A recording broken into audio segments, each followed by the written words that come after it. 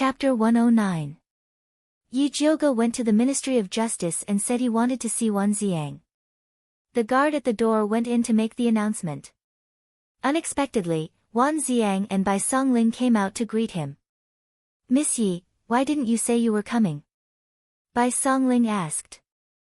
"I heard that someone from the Ministry of Justice came to identify my father's body, so I wanted to come and see." "Where is my father?" Yi Jioge asked. Bai Songling heard this and suddenly said with a strange expression, "Didn't you hear that something happened to the Su family?" "What happened?" "Old man Su didn't die, did he?" "I heard that old man Su drank too much last night and suddenly didn't wake up. We invited a lot of spiritual doctors to see him, but it was useless."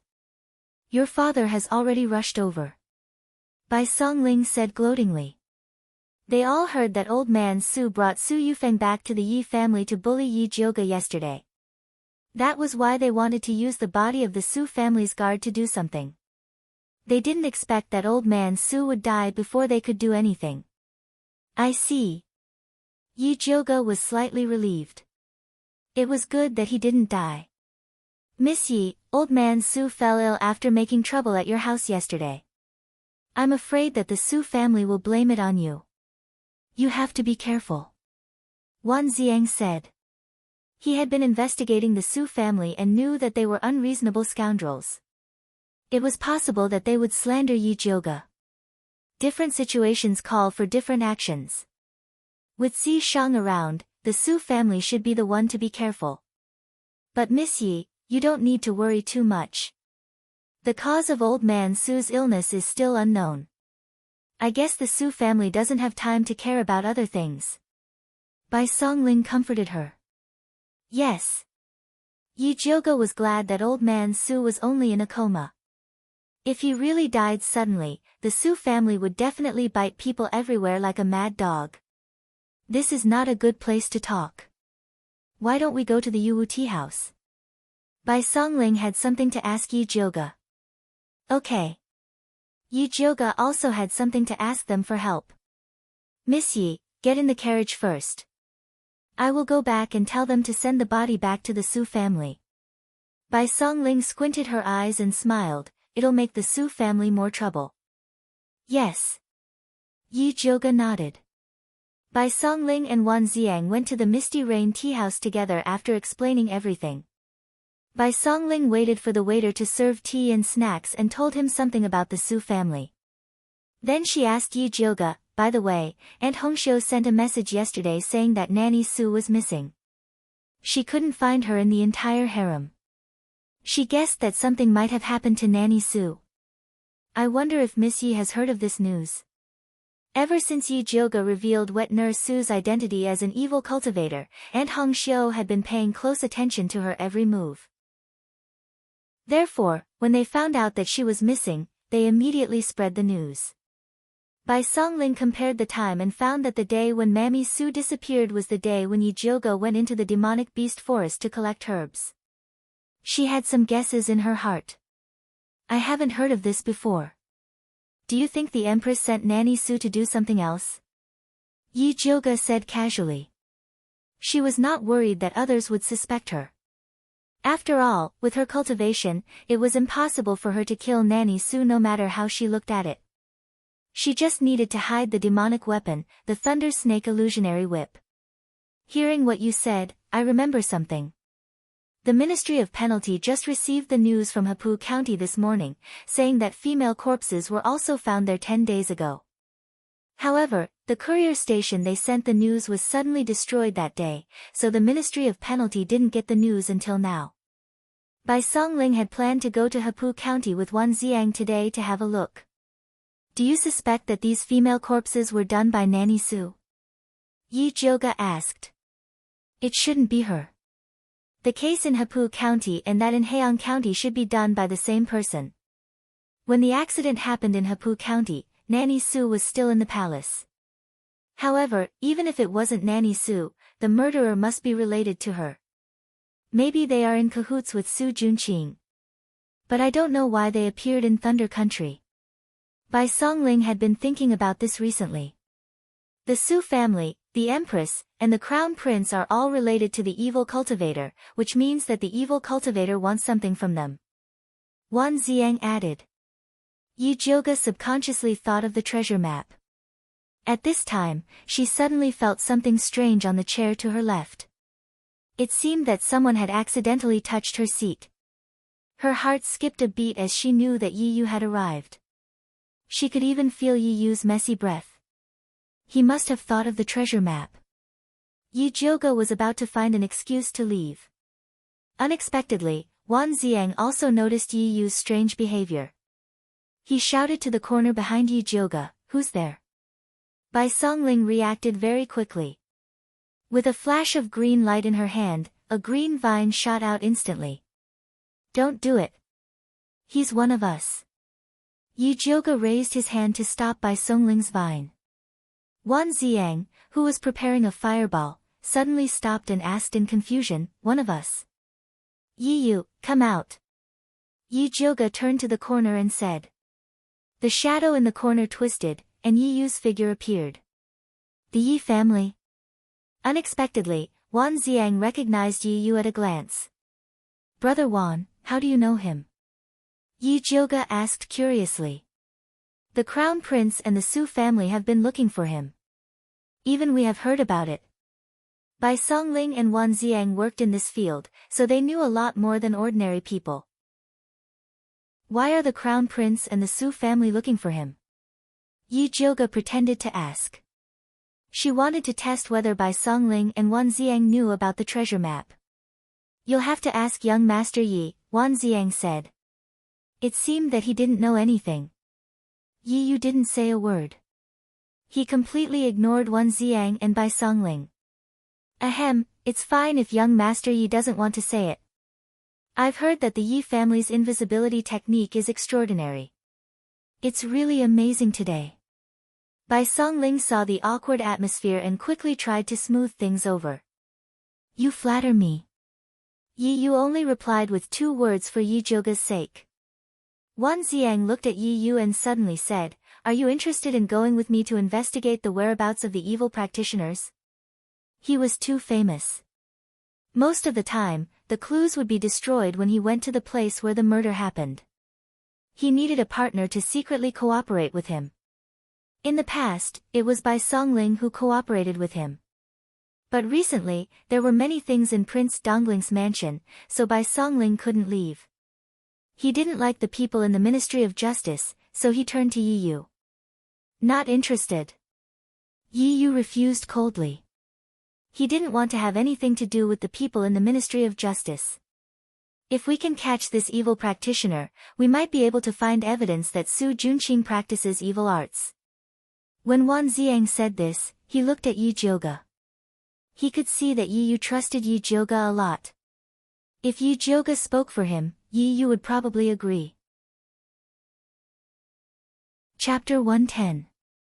"I want to talk to Yi Yu alone." Yi Jiuge said calmly. "Okay." Wan Ziang and Bai Songling left the room immediately. "Miss, you don't have to say anything. I won't go with them," Yi Yu said before Yi Jiuge could speak. He hated Su Junqing, not the heretic. "Not even to save your sister." Yi Jiuge sighed. He didn't tell Yi Yu about Yi Yunji because he was worried it would affect his cultivation. But Wan Ziang was right. Su Junqing was too difficult to deal with. It was rare to find an arrogant and brainless heretic. If he could find him, he could get more clues. "What do you mean, miss?" Yi Yu's heart trembled. "Sorry, I've been hiding it from you." Yi Jiuge told him what happened in the basement and said, "If what the heretic said is true, Su Junqing should have sent your sister to a heretic who is more powerful than him."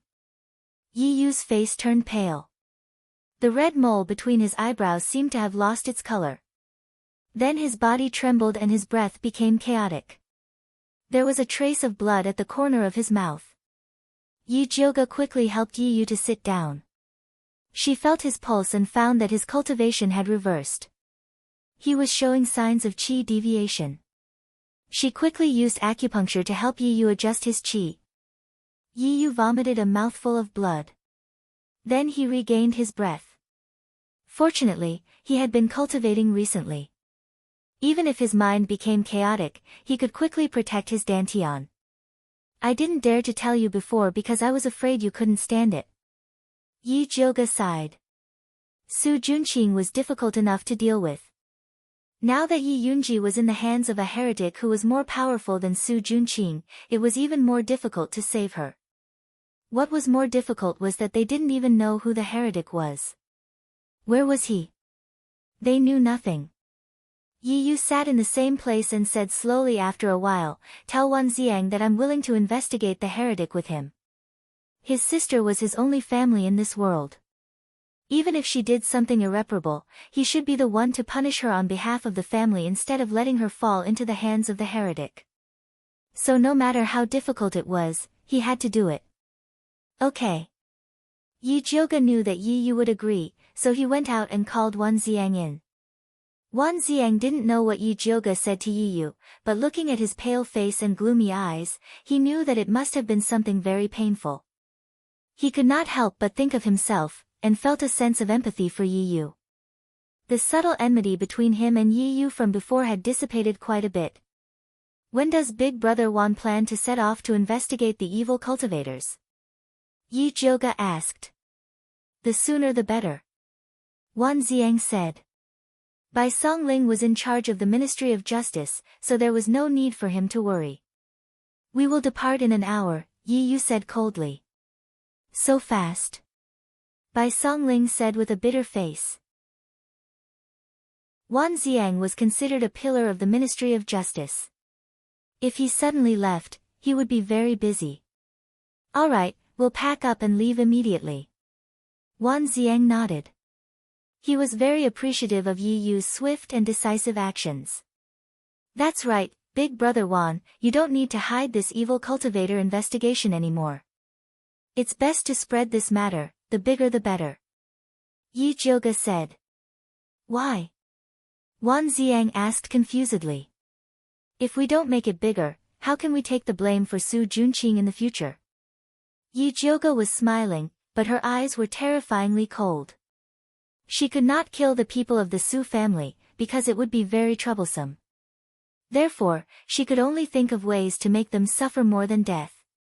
If old Master Su knew that his most beloved and trusted grandson, Su Junqing, was an evil cultivator whose hands were stained with blood and who sold girls in a brothel, he would probably jump up even if he was in a coma. Wan Xiang thought for a while, then nodded slowly and said, I see. They had been suppressing this matter before, because they were worried that if it was spread out, the people would panic, and some lawbreakers would take the opportunity to disturb the people, or swindle and collect money. But Yi Jioga was right. If they did not make it bigger, Su Junqing was likely to escape even if they had something on him in the future. Water could carry a boat, but it could also capsize it. If they wanted to completely destroy the Su family, they had to make use of public opinion. Wan Xiang and Yi Yu had to hurry to Hapu County to investigate, so they planned to leave first and let Bai Songling take Yi Jioga back. Before they left, Yi Yu told them one thing. Great-grandfather Su hadn't suddenly fainted when he was drunk, but when he went to the toilet. It was said that he was covered in feces from head to toe and almost suffocated to death in the toilet. What a disgusting piece of good news, Bai Songling said to Yi Jioga with a smile. I don't think I can eat today. Yi Jioga smiled and then said to Bai Songling, Brother Bai, I want to ask you to help me investigate someone. Who? Bai Songling asked. The seventh concubine of the Yi family, Mu Xianglan, 20 years old, a beginner stage with spirit practitioner. Yi Jioga carefully told him the information about the seventh concubine. Why do you want to investigate this seventh concubine? Bai Songling felt very strange.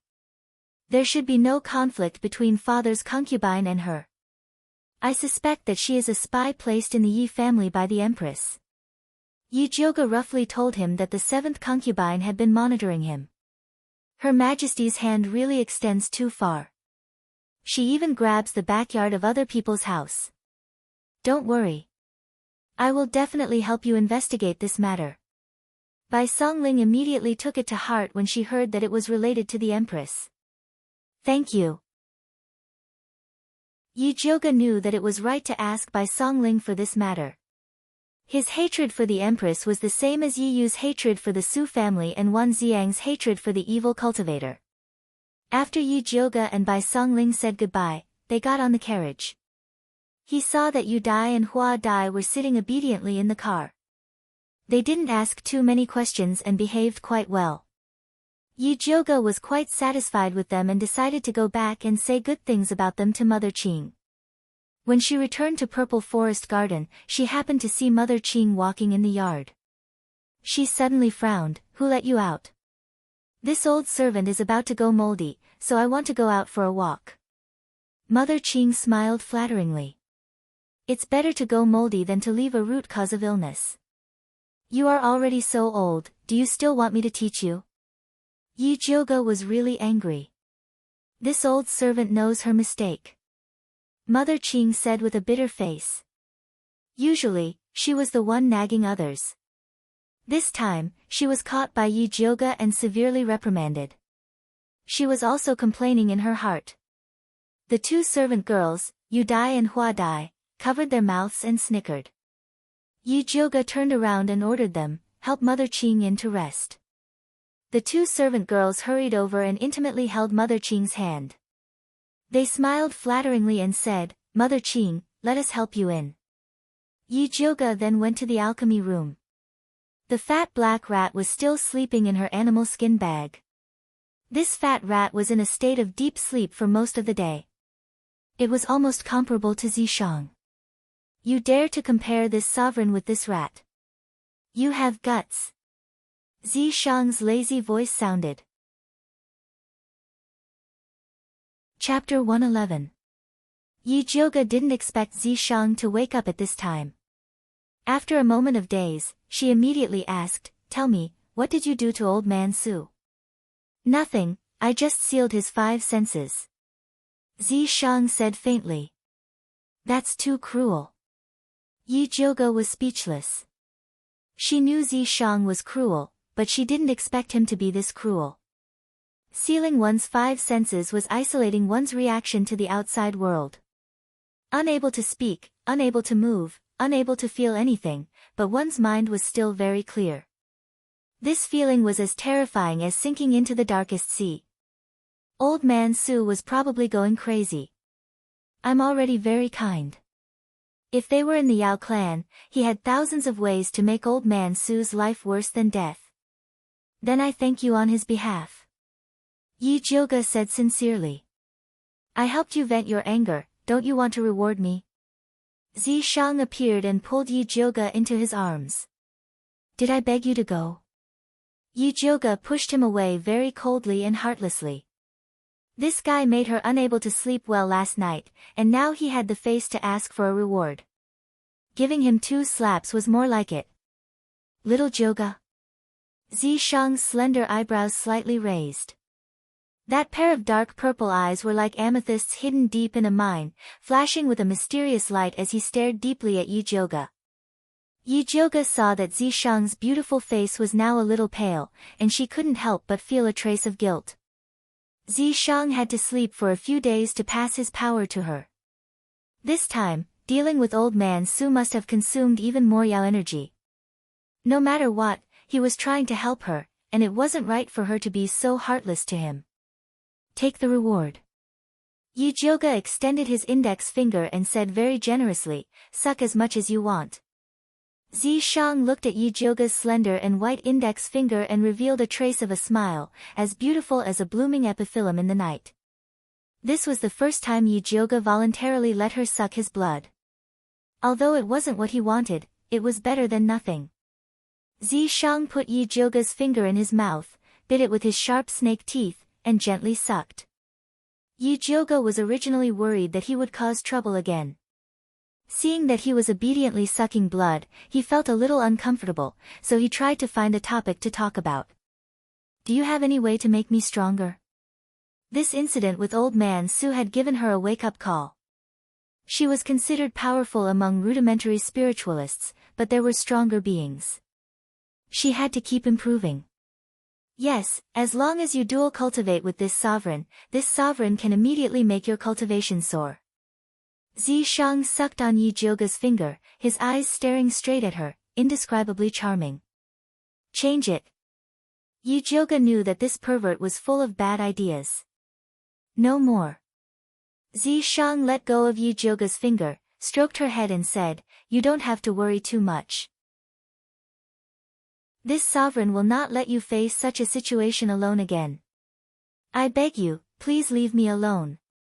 Yi Jioga didn't want Zishang to suddenly go on a killing spree, causing her to be hunted down by the entire human race. Zishang's good intentions were treated as ill will, and his mood immediately turned sour.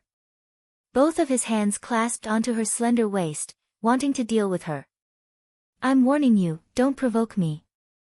Yi Jioga raised her knee and struck Zishang's lower abdomen. She definitely wouldn't let this guy get his way so easily like last time. Just when the two of them were confronting each other, sparks flew in all directions. A tender voice came from under their feet. "Pippi." Yi Jioga looked down, and met with a pair of big watery eyes. The fat black rat took out 2 red fruits from its small bag, and looked at Zishang with a fawning look, as if it was offering a sacrifice to a god. "What is this?"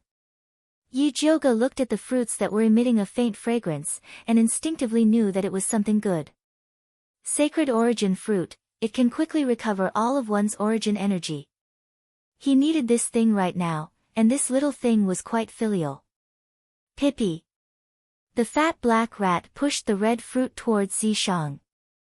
That fawning look made Yi Jioga really unhappy. Zishang stretched out his finger and pointed. The 2 red fruits rose up and flew into his hand. The fat black rat heaved a sigh of relief at first, then immediately puffed out its fat chest, and glanced at Yi Jioga with a contemptuous and a little proud look. It looked as if the boss had found a backer, and little brother had to follow him. "I really want to hit it, what should I do?" Yi Jioga felt his hands itch. She had been raising it for the past few days, and it went to fawn over Zishang without even paying the food expenses. Did it know who its master was? Whatever. Zishang threw the fruit into its mouth. The fat black rat suddenly looked like it was struck by lightning. "You said that you would protect me after receiving the fruit, what happened to the most basic trust between beasts? Fat black rat, have you figured out who's the boss?" Yi Jioga grabbed the fat black rat by the back of its neck and brought it in front of him. "Pippi." The fat black rat cried out aggrievedly, and covered its small bag with a pained expression. It couldn't bear to take anything out for a long time. "Forget it, I don't want your protection fee. When I refine pills later, just help me purify the pill poison like yesterday." Yi Jioga felt that it was better for him to be more realistic. "Pippi sauce." The fat black rat puffed out its fat chest, indicating that it still had a lot of saliva. Scram. Yi Jioga let go. The fat black rat immediately ran away. "Where did you get this rank 5 spirit rat?" Zishang asked. "Rank 5 spirit rat, you mean that fat black rat just now?" Yi Jioga expressed his doubt. How could that stupid look be a rank 5 spirit rat? Spirit beasts were much rarer than demonic beasts, and beasts that had awakened their spirit were all very intelligent. Rank 1 to 3 spirit beasts were very rare. Rank 4 to 6 spirit beasts would have their own innate abilities. Rank 7 powerful spirit beasts could even transform into a human and crush demonic beasts and humans of the same rank. And, although it doesn't look like one, it is indeed a high-rank spirit beast. Zishang only read about Old Master Su last night before he got angry, so he didn't know the origins of the fat black rat and the small bronze cauldron. "It brought a small broken cauldron and came to rely on me." Yi Jioga told him what happened in the demonic beast forest. Zishang carefully studied the small bronze cauldron, but unfortunately, he couldn't see anything special about it. "The material used to refine this medicine is something that I have never seen before in this continent, so it shouldn't be an ordinary material. However, it's damaged too much, so if I find a way to repair it, I should be able to guess its origin." Zishang said. Who cares about its origin? It's fine as long as it's useful. Yujioga was very busy, and he really didn't have time to investigate the origin of a rat and a small broken cauldron. These were, after all, worldly possessions. As long as they didn't pose any threat to Yujioga, Zishang was too lazy to care about them. I'm going to refine pills, go away. Yujioga pushed Zishang away and prepared to start refining noble consort Shi's detoxification pill. Chapter 112. Yujioga took out the 1,000 silk grass that he had prepared beforehand. The 1,000 silk grass that had been soaked in the silk was green and glistening, emitting a faint glow. Not only did this spirit herb have a strong detoxifying effect, but it could also remove all kinds of waste from the human body. It was a very good spirit herb. However, it needed to be activated by another spiritual herb called the blackberry fruit in order to exert its detoxifying effect, so there weren't many alchemists who knew that the 1,000 silk grass could detoxify and remove stasis. They preferred to use the green algae flower to refine the detoxifying pill. Yujioga took out the blackberry fruit and 1,000 silk grass and placed them in the medicine bowl. He used his spirit force to create a large bowl of dark green solution. Then, he used other supplementary spirit herbs to process them. Zishang sat on the mahogany chair next to him. He supported his forehead with one hand and his long black hair draped behind his head. His purple eyes stared unblinkingly at Yujioga. The snake tail swam around Yujioga, the tip of its coquettish tail unconsciously teasing the hem of her light green dress embroidered with jasper flowers, as if it wanted to seduce her. Honestly speaking, Yujioga's pill refining process was very dull and boring, but Zishang watched with relish. He found that he liked Yujioga more and more. She was a little willful, a little barbaric, a little venomous, but a little self-reliant. Sigh, if I had known earlier, I wouldn't have restored her original appearance. In the past, there were people who liked her even though she was ugly. Now that she was beautiful, wouldn't it be even more dangerous? Looks like I have to work harder to recover my demon power, lest I can't defeat more and more rivals in love in the future. Zishang seemed to have thought of something. Suddenly, his eyes narrowed, and the corners of his mouth curled into a faint arc. The golden sunlight reflected a halo on his beautiful face, like a peach blossom in March, gentle and intoxicating, so beautiful that it took one's breath away. It was a pity that no one could appreciate such a beautiful scene. Once Yujioga entered alchemy mode, he would exclude everything from the outside world. She strictly calculated the amount of spirit herbs needed and meticulously placed them into the alchemy furnace. Then, she began to adjust the alchemy fire. She was now going to customize a beautiful detoxification elixir for noble consort Shi, so it was very important to control the elixir fire. Apart from that, she also had to use her soul power to closely observe the changes in the medicinal ingredients in the pill furnace, ensuring that all the medicinal ingredients could perfectly fuse together again. The blazing pill flame made Yujioga's face red. Her limpid eyes stared intently at the pill furnace, as if she was looking at some kind of treasure. The black fat rat squatted beside Yujioga and looked at the pill furnace with a serious expression. Time ticked by. Zishang was finally tired of watching. His figure flashed and he returned to the mark in Yujioga's hand. Yujioga didn't notice it at all. He had been paying close attention to the situation of the pill furnace. He saw that the medicinal liquid inside had completely dissolved, turning into a crystal clear light green solution. The pale green liquid became more and more viscous, and its color turned dark green, and it began to fuse into the shape of a pill. Black fatty, go! Yujioga shouted and opened the pill furnace. The fat black rat darted over like a bolt of lightning, puffed up its cheeks, and spat a mouthful of colorless, odorless saliva towards the furnace. After the dark green liquid absorbed the fat black rat's saliva, it instantly split into two and condensed into two pills. The other pill was slightly bigger, about the size of a thumb. It was green and lustrous. It was the illusory beauty detoxification pill. The other one was only the size of a red bean. The dark red one was the pill poison. Yijioga gave the red pill poison to the fat black rat and stored the beauty illusion detoxification pill in a jade bottle. She glanced at the darkening sky outside the window. Although it was a bit late to go to the Dongling prince's residence, the pill had just been refined and she wanted to quickly give it to noble consort Shi.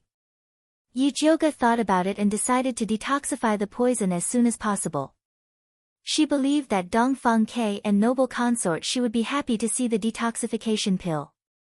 Yijioga went to find Bai Songling as usual, wanting him to secretly take her into the prince's residence. When Bai Songling learned that Yijioga had already refined noble consort Shi's detoxification pill, he said happily, "Your pill refining is really timely." "What do you mean?" Yijioga didn't understand. When she went to see noble consort Shi, she had recovered very well and didn't need to take the detoxification pill immediately. "You don't know, but the Empress is starting to cause trouble again," Bai Songling said. It turned out that after Nurse Su disappeared, the Empress was gloomy for a period of time, and suddenly said that she wanted to help the Emperor select a female. She also said that the harem hadn't had a new person for many years, and that there was no new royal bloodline, so she wanted to open a harem selection. Those who didn't know the truth would really think that the Empress was really thinking for the Emperor. However, they didn't know that there were no less than 10 concubines in the palace who had a miscarriage in the past few years, and there were countless palace maids who had been forced to give birth. Some palace maids were forced to give birth just because they were beautiful, and they hadn't even slept with the Empress yet. Under such circumstances, no one would believe that the Empress would help the Emperor reproduce. "What did the Emperor say?" Yijioga frowned and asked. She also felt that the Empress's actions were very strange. "The Emperor said that there will be a pill refining competition in a month, and we will discuss it after the competition." "But what man doesn't like the harem?" Bai Songling's face flashed with undisguised contempt. It seemed that he had a lot of opinions about Emperor Xian Wu. What does the Emperor's selection have to do with noble consort Shi's detoxification? Yijioga couldn't understand. If noble consort Shi returns to the harem, the Emperor will definitely not select a concubine, Bai Songling said with certainty. "You already said that men like the harem, and noble consort Shi returning to the harem doesn't conflict with the Emperor's selection." Yijioga felt that Bai Songling valued noble consort Shi too much. If Emperor Xian Wu really loved noble consort Shi that much, how could he allow her to be outside for more than 10 years? "That's because you don't know what noble consort Shi means to the Emperor." Bai Songling smiled and said very meaningfully. In the past, when there were imperial concubines and noble consort Shi, Emperor Xian Wu never selected a concubine. It was enough for him to have 2 concubines accompanying him. Later, when imperial concubine died of illness and noble consort Shi left the palace, Emperor Xian Wu started a large-scale selection. Now that noble consort Shi had returned, Emperor Xian Wu would definitely not select a concubine to protect his face. "Okay, you're right. Then let's go to Dongling Wangfu and help noble consort Shi detoxification now." No matter what, as long as he could make the Empress unhappy, Yijioga was happy. When Bai Songling brought Yijioga to Dongling Wangfu through the secret passage of Yuwu Tea House, Dongfang Ke had just returned from the palace. Knowing that Yijioga had already refined the detoxification pill, he said very happily, "Her Highness shouldn't be asleep yet, it's the right time for you to go." Although the rotten flesh on noble consort Shi's face was much better, she still refused to see guests. Other than Nanny Zhou, only Yijioga could enter her courtyard at will. "Then I'll go first." After Yijioga said goodbye to Dongfang Ke and Bai Songling, he walked towards noble consort Shi's courtyard with familiarity. Chapter 113. Nanny Zhou had already known in advance that Yijioga was coming and was waiting outside the house. As soon as she saw Yijioga, she asked excitedly, "Miss Yi, you came so late. Is the antidote pill already refined?" "Yes." Yijioga took out the small jade bottle and shook it. "Thank God." Nanny Zhou's eyes moved involuntarily. Then she put her palms together and bowed to the sky. Then she bent her knees and was about to kneel to thank Yijioga. "Nanny, what are you doing? Get up. Yi Jioga quickly pulled Nanny Zhou up. Eldest Miss Yi, you saved her ladyship's life. This old servant doesn't have anything to repay you. Let this old servant kowtow to you 3 times. Nanny Zhou was really grateful to Yi Jioga. If she didn't do something, she wouldn't be able to express her excitement. Nanny Zhou, in terms of age, you can be my grandmother. Isn't kneeling to me too much? Don't ever mention such words again. Otherwise, I won't dare to come here in the future. Yi Jioga pretended to be angry. Nanny Zhou and Mother Qing were the same kind of people. They both treated their masters like their own daughters. No matter what they did, they would do it from the master's point of view. No matter how tired they were willing to endure it. Yi Jioga respected such people. Okay, just pretend that this old servant didn't say anything like that. Nanny Zhou could see that Yi Jioga was sincere. She felt indescribably comfortable. She had been a servant all her life. Although others treated her with courtesy out of respect for noble consort no one had ever been like Yi Jioga, comparing her to his grandmother. She felt like drinking a cup of hot tea in winter. Her heart was warm. No wonder everyone liked such a good girl. Nanny Zhou put her gratitude in the bottom of her heart and quickly brought Yi Jioga into the house. Noble consort, she was walking around the house. She was so nervous that her palms were sweating. She had thought that it would take a lot of effort to cure this disease. She didn't expect that the final detoxification would start so soon. She was surprised and didn't know what to do. Hearing the sound of the door opening, she quickly sat back in the chair with a calm expression on her face. Yi Jioga saw noble consort Shi's calm appearance and was very impressed. He bowed to her and said, "Jioga greets your highness." "Jioga, quickly sit." Noble consort, she called out with a faint smile. She had been taking Yi Jioga's detoxification prescription all this time, and the rotten flesh on the right side of her face had completely scabbed over, turning into a huge black and red scar that looked like a mask. Although it still looked terrifying, it was much better than the oozing pus and rotting flesh from before. "Your Highness, are you ready?" Yi Jioga sat in front of noble consort Shi. Although she had made countless preparations for what might happen during this detoxification process. However, they couldn't rule out some unexpected situations. Noble consort, she nodded slowly. Previously, when Yi Jioga said that the final detoxification would be as painful as death by 1,000 cuts, she wasn't afraid. Now that Yi Jioga had found a way to relieve her pain, she was even less afraid. "Okay, then let's get ready," Yi Jioga said straightforwardly. "Eldest Miss Yi, should we detoxify here or find another place?" Nanny Zhou asked in a low voice. If she wanted to change places, then she had to make early preparations. "After I feed the detoxification pill to your highness, I still need to use needles to help her detoxify. At that time, your highness may expel a lot of black toxins, so it's best to do it in the bathroom. This way, it would also be convenient to scrub. There is an independent bathing pool behind this small courtyard. Please wait for a moment, your highness and eldest Mississippi. This old servant will prepare it now," Nanny Zhou said immediately. "Okay." Noble consort, she nodded. After Nanny Zhou quickly prepared clean towels, clothes, honey locust, and other things, she came to invite Yi Jioga and noble consort Shi over. The bathing pool was steaming.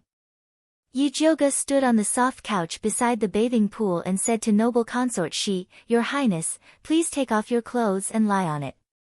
She was going to do acupuncture later, and noble consort Shi definitely couldn't wear clothes. "Okay." Noble consort Shi took off her clothes. Nanny Zhou took out a white silk bathrobe and helped noble consort Shi change into it. She then untied her hair and loosely tied it behind her. After noble consort Shi was ready, Yi Jioga took out a big jade bottle. "What is this?" Noble consort Shi asked curiously. "This contains the blue jade seaweed I got in the demonic beast forest. Eat this blue jade seaweed first." Yujioga opened the big jade bottle and poured out a ball of seaweed that emitted a blue light. This ball of blue jade seaweed was 1/2 gram, which was according to noble consort Shi's weight. Taking it before this detoxification pill could achieve the effect of anesthesia. Noble consort Shi swallowed the blue jade seaweed without hesitation. After eating it, she felt a cold feeling rising from her dantian. The blood in her limbs seemed to start to stagnate. She lay on the soft couch powerlessly. Seeing that the blue jade seaweed was effective, Yujioga handed the detoxification pill to her. When noble consort Shi took the detoxification pill, a complicated expression flashed across her face. As long as she took this pill, she would be able to expel the poison in her body and restore her appearance. The thing she had been thinking about for more than 10 years was right in front of her, but she was a little worried. She was afraid that the effect of the detoxification wasn't ideal. Her life would be ruined just like that, and it would probably be even more difficult than it was now. Your Highness, feel free to take it. I'm here, Yujioga said slowly. Yujioga didn't say anything to guarantee, nor did he make an expression that said you have to believe me, but noble consort Shi inexplicably felt at ease. Noble consort Shi pinched the dark green pill and put it into her mouth. She didn't know if it was the reflection of the candlelight or something else. Noble consort Shi's bright red nails suddenly flashed with a dark green light, but it quickly disappeared. Yujioga's heart jumped, and a message seemed to flash through his mind. But after thinking about it carefully, he couldn't think of what it was. He could only stare at noble consort Shi and observe her every move. After noble consort Shi swallowed the pill, she only felt that the illusory beauty detoxification pill dissolved in her mouth. It turned into a sweet warm current that entered her stomach and began to expel the remaining illusory beauty poison in her body. The detoxification process was like a small shovel eradicating the garbage stuck to her meridians. Although it was very painful, under the cold anesthetic effect of the blue jade seaweed, it was still bearable. Noble consort Shi could clearly feel the small shovel following her meridians to her fingertips. After the illusory beauty detoxification pill touched her fingertips, it suddenly exploded with a bang. It was like a spark falling into an oil barrel. The rolling heat spread wildly along her fingertips, and she couldn't help but scream in pain.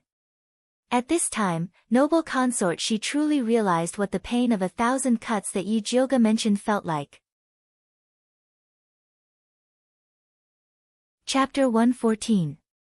Yujioga looked at noble consort Shi's skin, which instantly turned as red as a cooked shrimp, and finally knew what the thought that had just flashed through his mind was.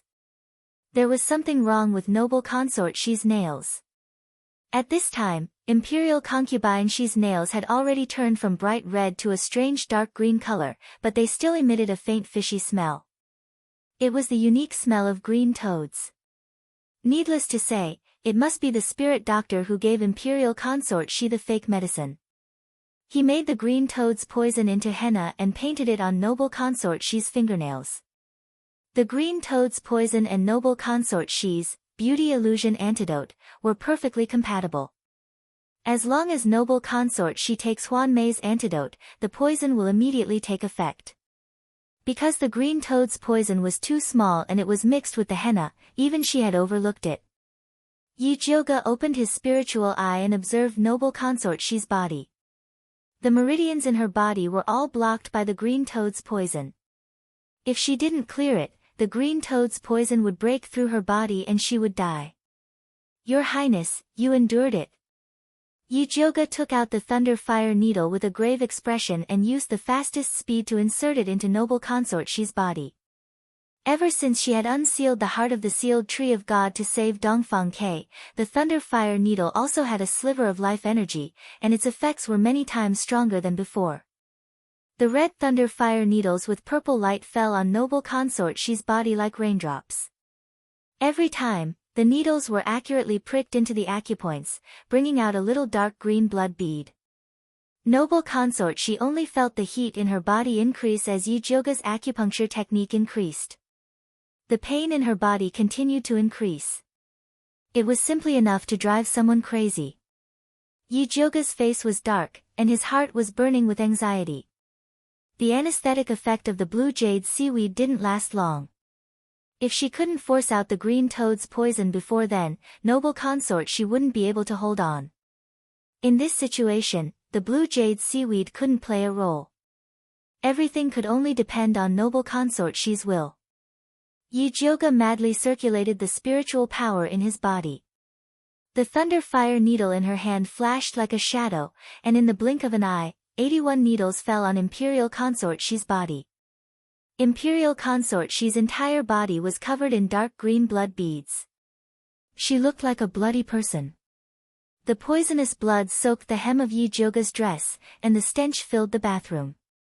Nanny Zhou had been watching them nervously. She instinctively sensed that something was wrong with the situation. In particular, the Empress's expression was becoming more and more abnormal. She had never seen the Empress in such pain and confusion, as if she had already given up on living. Nanny Zhou's guess was right. Noble consort, she had already given up the will to live under the torture of pain. What was the point of persevering like this? She had failed to detoxify the poison, so she had to return to her previous days of being neither human nor ghost. If that was the case, then she might as well die. Nanny Zhou was shocked. She quickly knelt beside Imperial Consort Shi and shouted anxiously, "Your Highness, you must not give up." Noble Consort Shi shook her head unconsciously, as if saying that she could not hold on any longer. "Nanny Zhou, think of a way to help the Empress hold on," Yijioga quickly ordered. She was so close to forcing the green toad's poison out of Noble Consort Shi's body. Nanny Zhou immediately raised her voice and shouted miserably, "Your Highness, have you forgotten how the Empress hurt you? How can you abandon me before you take revenge?" Noble Consort Shi was still shaking her head. She couldn't take revenge, so she could only let do it. Nanny Zhou's face turned pale. She hesitated for a moment and finally shouted with a trembling voice, "Your Highness, even if you don't do it for yourself, you have to avenge the little master. She was killed by the Empress before she grew up in your belly. If you go like this, how can you face the little master in the underworld?" "What? What little master?" Noble Consort Shi unconsciously turned her head in the direction of Nanny Zhou, as if she was asking something. "When the Imperial Consort died, weren't you dizzy and nauseous, and couldn't eat anything? Miss Yi said that you were pregnant. Later, the bleeding was not because of detoxification, but because the little master had a miscarriage." Nanny Zhou choked with sobs. "It's all because I'm useless. I didn't find out that you were pregnant and let the Empress hurt the little master." When Noble Consort Shi heard this, the veins on her palms bulged, and she suddenly grabbed the bed sheet under her. Her well-maintained long nails scraped against the bed, making a sharp sound. The longest nail even broke into two. It could be seen that she hated the Empress to the extreme. Yijioga seized the opportunity and used the thunder fire needle on the last few acupuncture points of Noble Consort Shi. Streams of dark green poisonous blood spurted out, quickly turning bright red. Finally succeeded. Yijioga's vision turned black and she almost fell to the ground. She quickly protected the bed frame and stabilized her body. She had used up too much spiritual power and had opened her spiritual eye for too long. She really couldn't hold on any longer. Your Highness, are you all right?" Nanny Zhou wanted to help the Empress wipe her body, but she didn't know where to start. She was afraid of touching the wounds on her body. "The Empress is fine. Help her wipe her body with hot water and give her 2 Peiyuan pills," Yijioga said weakly with her eyes closed. "Miss Yi, are you all right?" Only then did Nanny Zhou realize that something was wrong with Yijioga. "I'm fine. I'm just tired. Go and serve the Empress. I'll be fine after resting for a while." Yijioga used the last of her strength to walk to the side of the chair and sat down. Only then did she feel better. Nanny Zhou used 6 buckets of hot water to wash the dirt off Noble Consort Shi's body. After helping Noble Consort Shi put on a clean bathrobe, she quickly fed her 2 Peiyuan pills. Noble consort Shi's pale face regained a trace of color. Her long and thick eyelashes blinked and she slowly opened her eyes. Your Highness, how do you feel? Seeing that noble consort Shi had woken up, Nanny Zhou's heart finally calmed down. You just said that this consort was pregnant before. What's going on? Noble consort Shi's gaze was like a sharp sword as she stared at Nanny Zhou. Nanny Zhou's face paled, as if someone had poured a bucket of cold water on her head. She looked at noble consort Shi's slightly red eyes and said with trembling lips, when the imperial consort passed away, you felt nauseous and vomited because you were pregnant. Before Nanny Zhou could finish speaking, noble consort Shi suddenly sat up straight and raised her hand to slap Nanny Zhou. There was a loud smack. Nanny Zhou's wrinkled face was slapped to the side. Nanny Zhou, who was slapped, was fine, but noble consort Shi, who hit her, fell heavily on the bed. She was like a fish that had jumped onto the shore. After its death struggle, there was only pain left. Your Highness, you can hit me and scold me, but don't hold it in. Nanny Zhou knelt beside noble consort Shi's bed and cried. Chapter 115. My child, my child. Imperial consort Shi's face was covered in tears. Her throat was choking with pain, and her entire body was trembling. She felt like her heart was being stabbed by a knife. It was thousands of times more painful than being poisoned. The child that she had missed so much was in her womb, but she had never discovered it. The child had disappeared from this world without a trace. There was no name, no memorial tablet, no one even shed tears for him, no one was grieving for him, no one was grieving for him. She had only discovered it 16 years later. How could she face her child in the underworld in the future? Nanny Zhou was sobbing at the side, and her sadness filled the entire bathroom. Yi Jiuge couldn't help but sigh. She didn't know how to comfort the master and servant. She glanced around the bathroom and found that Nanny Zhou had prepared a mirror in the corner. She probably wanted to show it to Imperial consort Shi after the detoxification was over. The mirror was very exquisite. The back was made of red sandalwood with lotus flowers and branches carved on it. The surface of the mirror was polished from crystal. It was so bright that it could reflect one's reflection. Yi Jiuge picked up the crystal mirror and came in front of Imperial consort Shi. He said softly, Your Highness, you can't make up for the past anymore. You can only look forward. Fortunately, no matter what you want to do now, you have the ability to do it. After saying that, he placed the mirror in front of Imperial consort Shi. Imperial consort Shi looked up and saw a beautiful woman reflected in the crystal mirror. Her skin was as white as jade, and her eyes were filled with pain and tears, but she was indescribably gentle and moving. Not only had she recovered her appearance, but she was even more beautiful than 16 years ago. The beauty illusion poison has such an effect.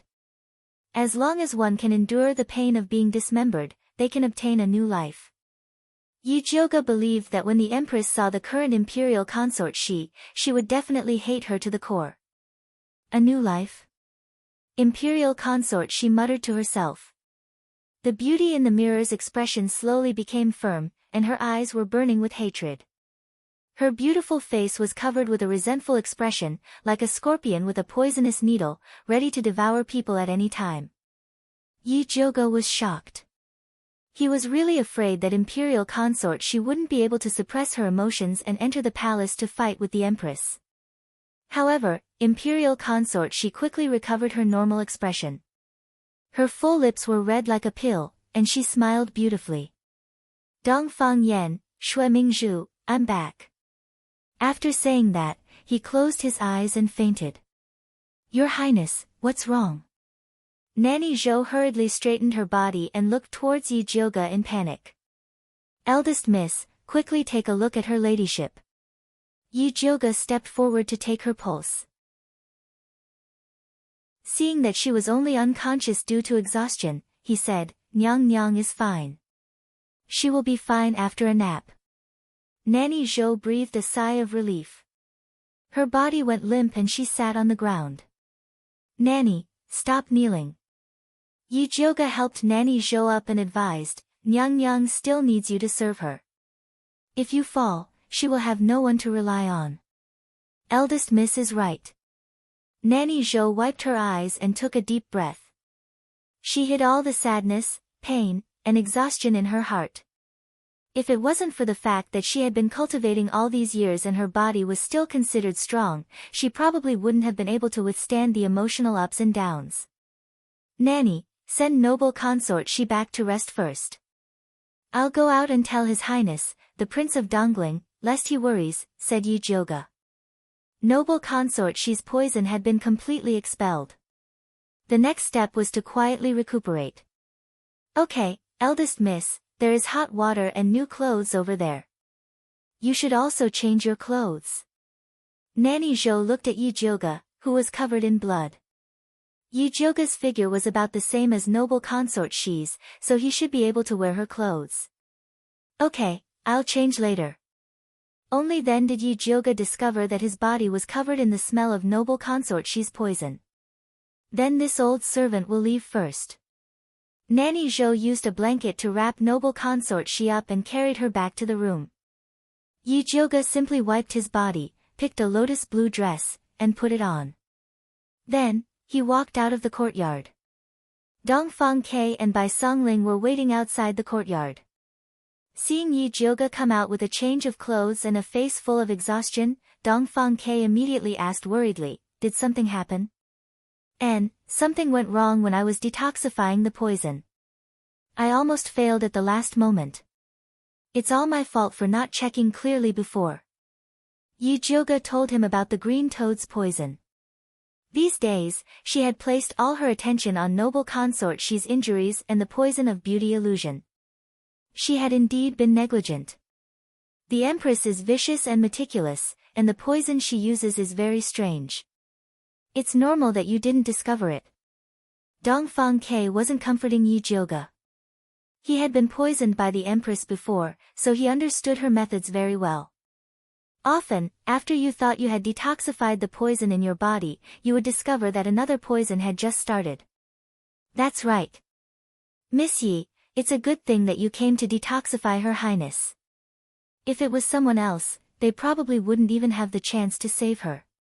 Although Yujioga didn't explain the detoxification process, Bai Songling could tell from her pale face and tired figure that the detoxification process was very dangerous. Just now, in order to let Her Highness persevere, I told her about her miscarriage. I'm afraid that her mood will be very bad during this period of time. You guys have to pay more attention. Yujioga instructed. Although the poison in noble consort Shi's body had been detoxified, it was still very important to take care of her. If she didn't take care of it well, there might be some side effects. Don't worry, I'll take good care of Her Highness. Dongfang Ke treated noble consort Shi as his own family, so he would naturally take good care of her. Alright, I'll go back first. If anything happens to noble consort Shi, you guys can come and inform me. Yujioga was so tired that it was hard for her to even speak. She just wanted to return to Purple Forest Park and have a good sleep. Songling, send Miss Yi back. Dongfang Ke instructed Bai Songling. Yes. Bai Songling brought Yujioga out of the Dongling Prince's palace and personally sent her back to the back door of the Yi residence. Only then did Yujioga enter through the back door. As soon as she entered the room, she fell asleep and only woke up at noon. Mother Qing came in a few times to take a look. Seeing that Yujioga was sleeping soundly, she couldn't bear to wake her up. She could only order Pearl to guard the door and immediately call her if Miss woke up. After Yujioga woke up, Mother Qing didn't ask anything and immediately prepared a table full of good dishes to serve her. Yujioga had just eaten halfway when Pearl walked in from outside with a black invitation in her hand.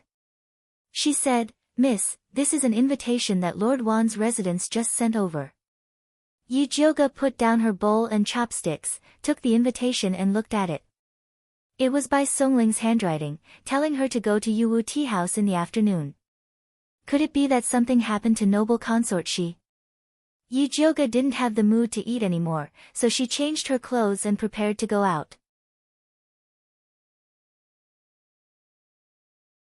Chapter 116. Eldest Miss, no matter how important this date is, you can't ignore your health. Mother Ching couldn't help but say. She knew that Eldest Miss, Wan Darren and Bai Darren weren't just chatting, there were other important matters to attend to. But no matter how important those matters were, they couldn't leave early and return late like this. It's fine, I'm in good health. Yi Jioga said. She just missed 2 meals, she wouldn't starve to death. You're not a pill refiner from the Ministry of Justice, why do they come to you for everything? Mother Ching muttered with dissatisfaction. Every time Eldest Miss came back from Yuwu tea house, she would either go out to pick herbs or refine pills in the pill refining room. No matter how stupid she was, she knew that Wan Xiang and Bai Songling came to find Eldest Miss for pills. Originally, she thought that the 2 of them were good son-in-laws, but now it seemed that they weren't anything good. Helping them is also helping me. Alright, don't worry about it so much. Yi Jioga changed his clothes and went out alone in the carriage. Bai Songling was already waiting in the room of Yuwu tea house. When she saw Yi Jioga, she said apologetically, Eldest Miss, sorry for troubling you. Brother Bai is too polite, did something happen to Imperial Consort Shi? Yi Jioga asked. Sigh, Bai Songling sighed heavily and said, Her Highness said that she wants to return to the palace now. Now? Yi Jioga was shocked. Imperial Consort She had just finished detoxifying last night and didn't even have the strength to speak. What did she want to do now? Yes, His Highness persuaded her for a long time, but she still insisted on returning to the palace immediately. His Highness really had no choice but to come to you for help. In fact, Imperial Consort She had already been making a fuss this morning. They dragged it out until now to find Yi Jioga because they were worried that it would affect her rest. Alright, I'll go with you now. Yi Jioga knew that the matter of the child must have stimulated Imperial Consort Shi. Right now, Imperial Consort She was eager for revenge and couldn't wait a second longer. It was just that with her current body, it would be extremely dangerous for her to enter the tiger's den. Yi Jioga rushed to the prince's residence. Before he could take off his cloak, he was hurriedly pulled into the courtyard by Nurse Shou. Eldest Miss, please go and persuade her ladyship. His Highness can't hold them back any longer. Yi Jioga quickly walked towards the courtyard and saw Dongfang Ke blocking the entrance from afar. Noble consort She stood in front of Dongfeng Quebec. Her hair was combed into an auspicious cloud bun, and she wore a golden phoenix hairpin inlaid with jewels. She was dressed in a black gold embroidered robe with phoenix patterns, and she wore red phoenix wing satin shoes. She was dressed like an imperial consort, which was enough to show how determined she was to return to the palace. Although she had applied rouge on her face, it was unable to conceal her pale complexion. Her straight back was also trembling slightly. Her voice was as cold as ice as she said to Dongfang Ke, Move aside, don't make this consort repeat myself. Your Highness, I can't let you go back and die like this. Dongfang Ke shook his head. He had been persuading her for a long time, saying all the good and bad things, but noble consort She just wouldn't listen. He could only block her at the door. You don't need to worry about my life or death. Noble consort She's expression was fierce, and her voice was filled with blood. You can stop me now, but you can't stop me forever. If this consort is determined to go out, it's useless no matter how you try to stop me. The Dongling princely residence wasn't completely united. If she was forced into a corner, all she had to do was shout and a spy would immediately send the news into the palace. At that time, even if Dongfang Ke wanted to stop her, it would be useless. Dongfang Ke also knew this, so he didn't dare to be too forceful. He only persuaded, Your Highness, even if you want to leave, you have to let young Miss Yi treat you first. There's no need. This consort will remember Jioga's kindness to this consort. If there's a chance in the future, I'll naturally repay it. Noble consort She didn't want to see Yi Jioga. As long as she saw Yi Jioga, she would remember the pain of losing her child. This pain deeply tormented her, and she couldn't rest for even a moment. Right now, she just wanted to immediately return to the palace and let her enemies have a taste of this feeling. Thinking of this, noble consort, she no longer hesitated. She lifted her foot and walked towards the door. She made up her mind that if Dongfang Ke still dared to stop her, then he couldn't blame her for being ruthless. Your Highness. Seeing this, Yi Jioge hurriedly walked into the courtyard. Young Miss Yi, you've finally come. Dongfang Ke couldn't help but let out a sigh of relief. Jioge. Noble consort, she looked at Yi Jioge and said resolutely, you don't need to persuade me. No matter what you say, I'm going back to the palace. Your Highness, I'm not here to persuade you. Yi Jioge had already thought of an excuse on the way here. He knew that noble consort, she had already made up her mind, so it was useless to say anything now. It's fine if you want to return to the palace, but the inner palace isn't like the princely residences. If the Empress poisons you again, even if I have 3 heads and 6 arms, I won't be able to rush into the inner palace to save you. So, please wait a few days. I'll think of a way to get something that can identify poison for you to bring into the palace. What do you think? That's right, Your Highness, we're going back to take revenge. We can't fall for that evil woman's tricks before we even get our revenge. Nanny Zhou also tried to persuade. She had followed the Empress for so many years and knew her personality very well.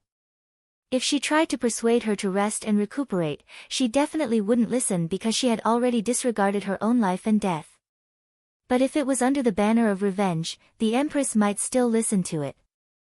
Noble consort, she hesitated for a moment and said to Yi Jioge, after you think of a way, you can tell me after you enter the palace. Your Highness, do you think I can still stay at home and think of a way if you return to the palace like this? Yi Jioge said helplessly. She could already imagine the scene of noble consort, she being poisoned by the Empress as soon as she returned to the palace. Your Highness, sharpening the knife doesn't delay the work of cutting firewood.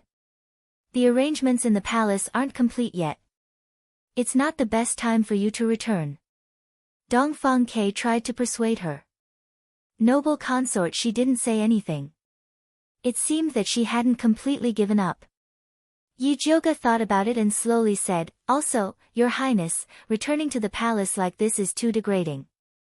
In my opinion, we should have the Emperor personally go to the Imperial Temple to pick you up. We should have a 10-mile red carpet to welcome you back to the palace. Only then would we be able to slap the Empress in the face. A 10-mile red carpet was something the Empress would only have when she returned to the palace. If noble consort, she returned to the palace like this, she could indeed step on the Empress. Noble consort, she's beautiful eyes lit up and she slowly nodded, Jioge is right. Since she was going back for revenge, she had to have a beautiful opening.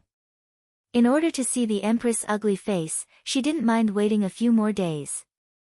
Your Highness, then I'll send you back to the Imperial Temple tomorrow and then send someone to tell father that you've recovered your appearance. Seeing that noble consort, she's attitude had softened, Dongfang Ke finally let out a sigh of relief. I'll write a personal letter now and have someone pass it to the Emperor. Send me back to the Imperial Temple tonight, noble consort, she said decisively. Chapter 117. All right. Dongfang Ke nodded. As long as noble consort, she didn't immediately return to the palace, everything else could be discussed. Your Highness, since we're going back to the Imperial Temple, why don't we let First Miss take your pulse again? Nanny Zhou took the opportunity to say.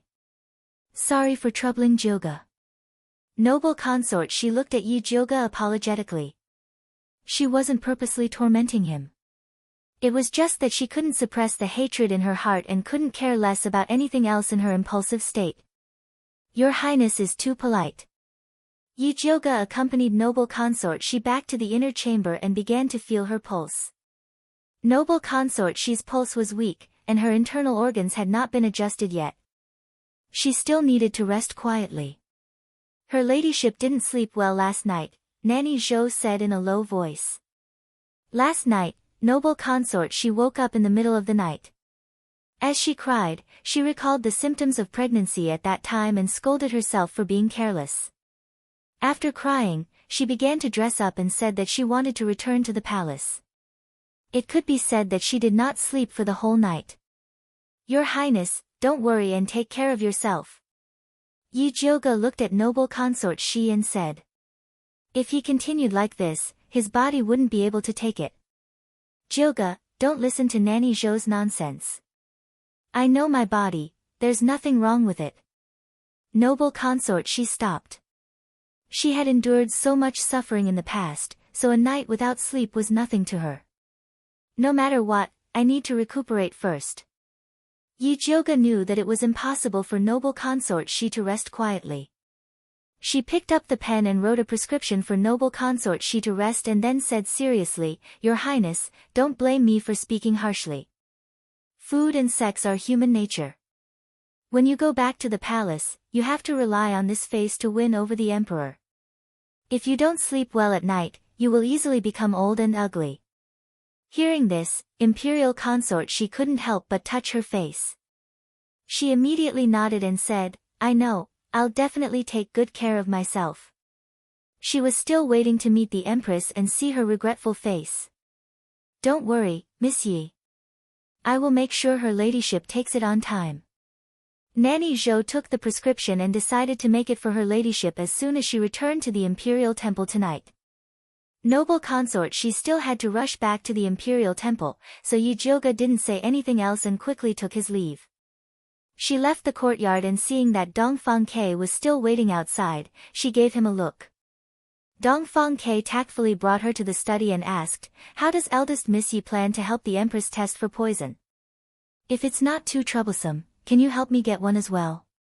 In reality, Dongfang Ke was very wary of the Empress' strange poisons that did not have strong layers.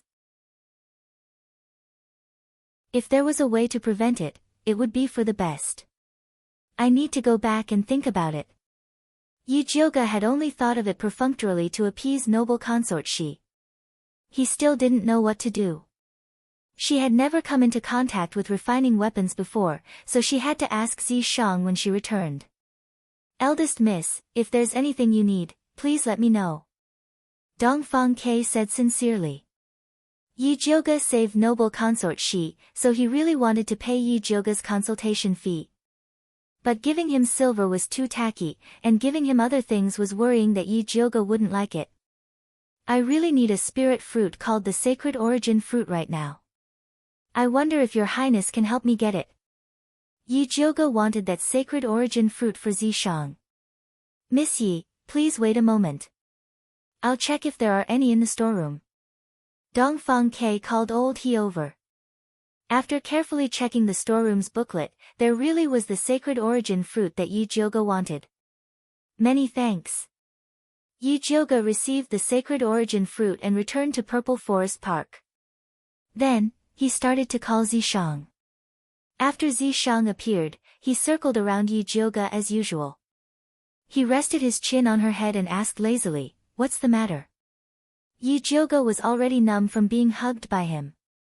She didn't move and asked, Do you have a way to make a spirit tool for noble consort Shi to identify the Empress poison? What are the benefits? Zi Shang asked. Don't ask for benefits so easily. Talking about money hurts feelings. Do you understand? Yi Jioge rolled her eyes. This sovereign only knows how to talk about feelings hurts money. Zi Shang bit Yi Jioge's small face. The little girl was still too naive to think of using psychological methods on him. Benefits, take it. Yi Jioge wiped her face in disgust and took out a box of Sacred Origin Fruit. This Sacred Origin Fruit was obtained by Dongfang Ke and the Bai clan from the demonic beast battlefield. He didn't know what use it had, so he kept it in the storeroom. Zi Shang lowered his head and saw that there were a total of 5 thumb-sized Sacred Origin Fruits in the wooden box in Yi Jioge's hands. Although they weren't as old as the fat black mouses, they were still rare. However, the rarest thing was Yi Jioge's sincerity. She had only eaten it once, but she remembered that it was good for him. Yi Jioge saw that Zi Shang didn't make a move and thought that he didn't need the Sacred Origin Fruit anymore. She was a little disappointed and asked, "Other than the sacred origin fruit, is there anything else that can recover your demonic power? Tell me, I'll help you look for it in the future." Instead of giving her body to Zishang every time, Yijioga would rather work hard to help Zishang collect the things he needed. "No need, this sacred origin fruit is enough." Zishang picked up the few sacred origin fruits and placed them in his mouth. The things he needed were things that Yijioga couldn't get with her current strength. It was already good enough that she could get a few fruits to nourish him. Then how can I refine the spirit tool that can detect poison? After eating the fruit, he should give her the answer. Refining requires a foundation. If you want to learn how to refine in a few days, you should save it. Zishang glanced at Yijioga. It wasn't that he looked down on Yijioga, but he was biting off more than he could chew. It wasn't the time for her to learn how to refine. Then other than refining, is there any other way? Yijioga didn't really have to refine. She was still busy concocting pills, so how could she have the time to learn how to refine? This sovereign has a way to let your imperial consort she quickly learn how to identify poison. Seeing that the sacred origin fruit was enough, Zishang gave Yijioga an idea. In this world, there's a kind of insect called the poison earth dragon. It's extremely sensitive to poison. As long as it sees poison, it will become scared and flee. You can try this. I'll look for it now. Yijioga had also heard of the poison earth dragon. Usually, it would be used to concoct pills after it was dried and ground into powder, but it was rare to see it alive. Fortunately, some pharmacies would usually keep some of them, so Yijioga quickly got a few poison earth dragons back. The poison earth dragon looked like a newly hatched bee larva. It was white and plump, lying motionlessly in the wooden tube. Yijioga poured the poison earth dragon on the table, then casually took out a leprosy grass and placed it in front of it to test. This leprosy grass grew like a wheat stalk. Although it wasn't very poisonous, it was colorless and tasteless. After eating it, it would cause the limbs to be numb. It was also a commonly used herb to concoct poison pills. The poison earth dragon raised its head and looked at the leprosy grass. Then, it slowly wriggled on the spot, and no longer had any reaction. Yijioga was instantly speechless. If he wanted to rely on this thing to identify poison, he was afraid that he would need someone to keep a close eye on it at all times. Wasn't this a joke? This is what you meant by, as long as it sees poison, it will become scared and flee. Yijioga threw the leprosy grass on the table. He felt that Zishang might have misunderstood the word flee. Chapter 118. Your poison earth dragon's rank is too low. If you can find one above rank 3, it naturally wouldn't have such a reaction. Zishang said coldly. He had already given her the method. Could she blame him if she couldn't find it? Are you sure there really is a rank 3 poison earth dragon in this world? Yijioga had already asked the people at the pharmacy. They said that this poison earth dragon only had 15 days of lifespan. It was impossible for it to advance. I've seen it in the monster race. Zishang said mysteriously. However, that rank 3 poison earth dragon had obtained a huge opportunity to advance. It was impossible for a small place like Thunder Country to have one. Monster race? Why don't you say Tian race? Yijioga rolled his eyes. Zishang wouldn't admit that his idea wasn't reliable. He thought about it and said, actually, you can use this bug in another way. What way? Yijioga asked. Let that imperial consort she swallow the poison earth dragon. As long as she touches the poison earth dragon will wriggle in her stomach. After she spits out the poison, the chance of being poisoned will naturally decrease. Zishang felt that this idea wasn't bad. Although the poison earth dragon didn't have a long lifespan, it was cheap and easy to raise. Eating one in half a month wasn't a problem. You want me to take this bug and let imperial consort she swallow it alive? Yijioga felt disgusted just thinking about it. It was even more impossible for imperial consort she to do such a thing. I've given you the method. Whether she uses it or not is up to her. Zi Shang said coldly. Testing for poison and also making it comfortable. How could there be such a good thing? Is there really no other way? Yi Jioge didn't give up and asked. You can still learn to forge, but it will take at least 3 years. Zi Shang said. 3 years? Imperial consort, she had probably died no less than a few hundred times. When it's a matter of life and death, who cares if she's disgusted or not? As long as it's useful. Zi Shang didn't like Yi Jioge's personality. Alright. Yi Jioge had no other way. She looked at the white fat bug on the table and went to find Bai Songling. Isn't this the poison earth dragon? Why did you bring this bug here? Bai Songling immediately recognized the white fat bug in Yi Jioge's hand and asked curiously. Cough cough. Yi Jioge coughed twice before saying in a serious tone, didn't you ask me how to help noble consort she identify poisons? This earth poison dragon is the key. I'd like to hear the details. Bai Songling said seriously with a serious expression. When he heard Yi Jioge's method, Jun's face twitched a little, and he couldn't help but ask, did you just say swallowing alive?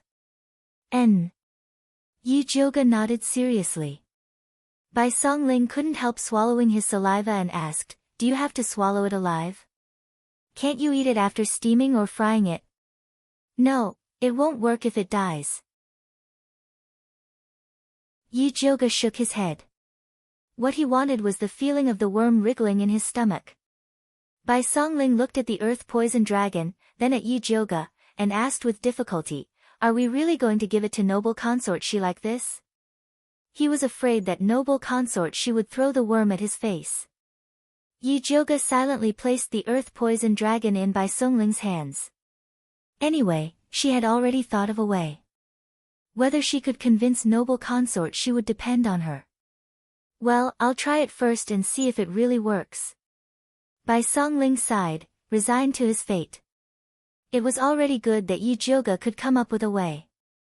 They really didn't have the right to be picky. Brother Bai is a true warrior. Yi Jioge praised him with a thumbs up. Don't make fun of me. Bai Songling glared at Yi Jioge snappily.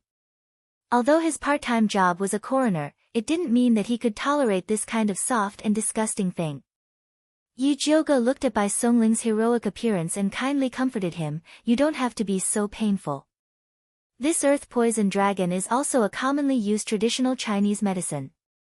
You must have eaten it before. There's no difference. I want to give them a bath. Can I soak it in wine? Bai Songling asked. It didn't feel so disgusting to eat it with wine. Yes. Yi Jioge nodded. The earth poison dragon's vitality was actually very tenacious. It was very difficult to kill it before it died of old age. Bai Songling took out the strongest Nu, Hong and picked 2 earth poison dragons that he thought were the cleanest. He soaked them in the wine and then swallowed them with his eyes closed. Yi Jioge looked at Bai Songling's Adam's apple moving and could not help but ask, how does it taste? It smells like wine. Bai Songling said with a crying face. Apart from the smell of wine, do you feel uncomfortable? This was the key point. It's okay. It just feels shabby and disgusting. Bai Songling shook his head. No one would feel good after swallowing a live worm. Then let's talk about it first. If you feel disgusted now, it will affect the test. Let's talk about something else. By the way, did the Bai family find the fire dragon grass? Yi Jioge asked. No. Bai Songling shook his head and said, the warriors sent by the Bai family haven't sent back any news for a long time. I'm afraid they have died on the road. It was a journey of thousands of miles, and it was surrounded by mountains. Death was really a simple thing. Don't be too pessimistic.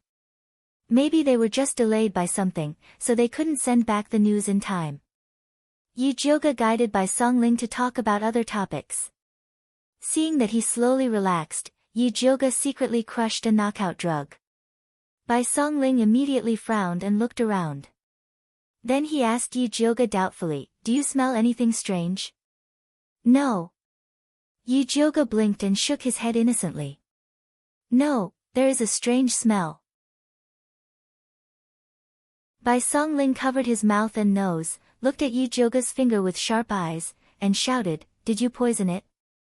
"I just crushed a knockout drug." "How can you smell it?" Yi Jioga could not help but raise his eyebrows. She thought that Bai Songling would only notice it when the drug took effect. She did not expect it to be so fast. "It stinks." After saying this, Bai Songling immediately vomited. Yi Jioga immediately moved away from Bai Songling. Seeing him vomiting pitifully, Yi Jioga did not feel sympathetic at all. Instead, she felt very satisfied. This kind of colorless and odorless knockout drug was the most difficult to detect.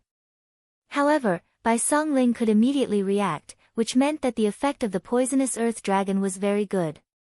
So she was relieved. As for how to persuade Imperial Concubine Shi to take it, Yi Jioga also had her own ideas. "I think we don't need to tell the truth to Imperial Concubine Shi. We just need to put this poisonous earth dragon into an empty pill and let Imperial Concubine Shi take it." Sometimes, white lies were also necessary. "Good idea." Bai Songling wiped his mouth and nodded in agreement.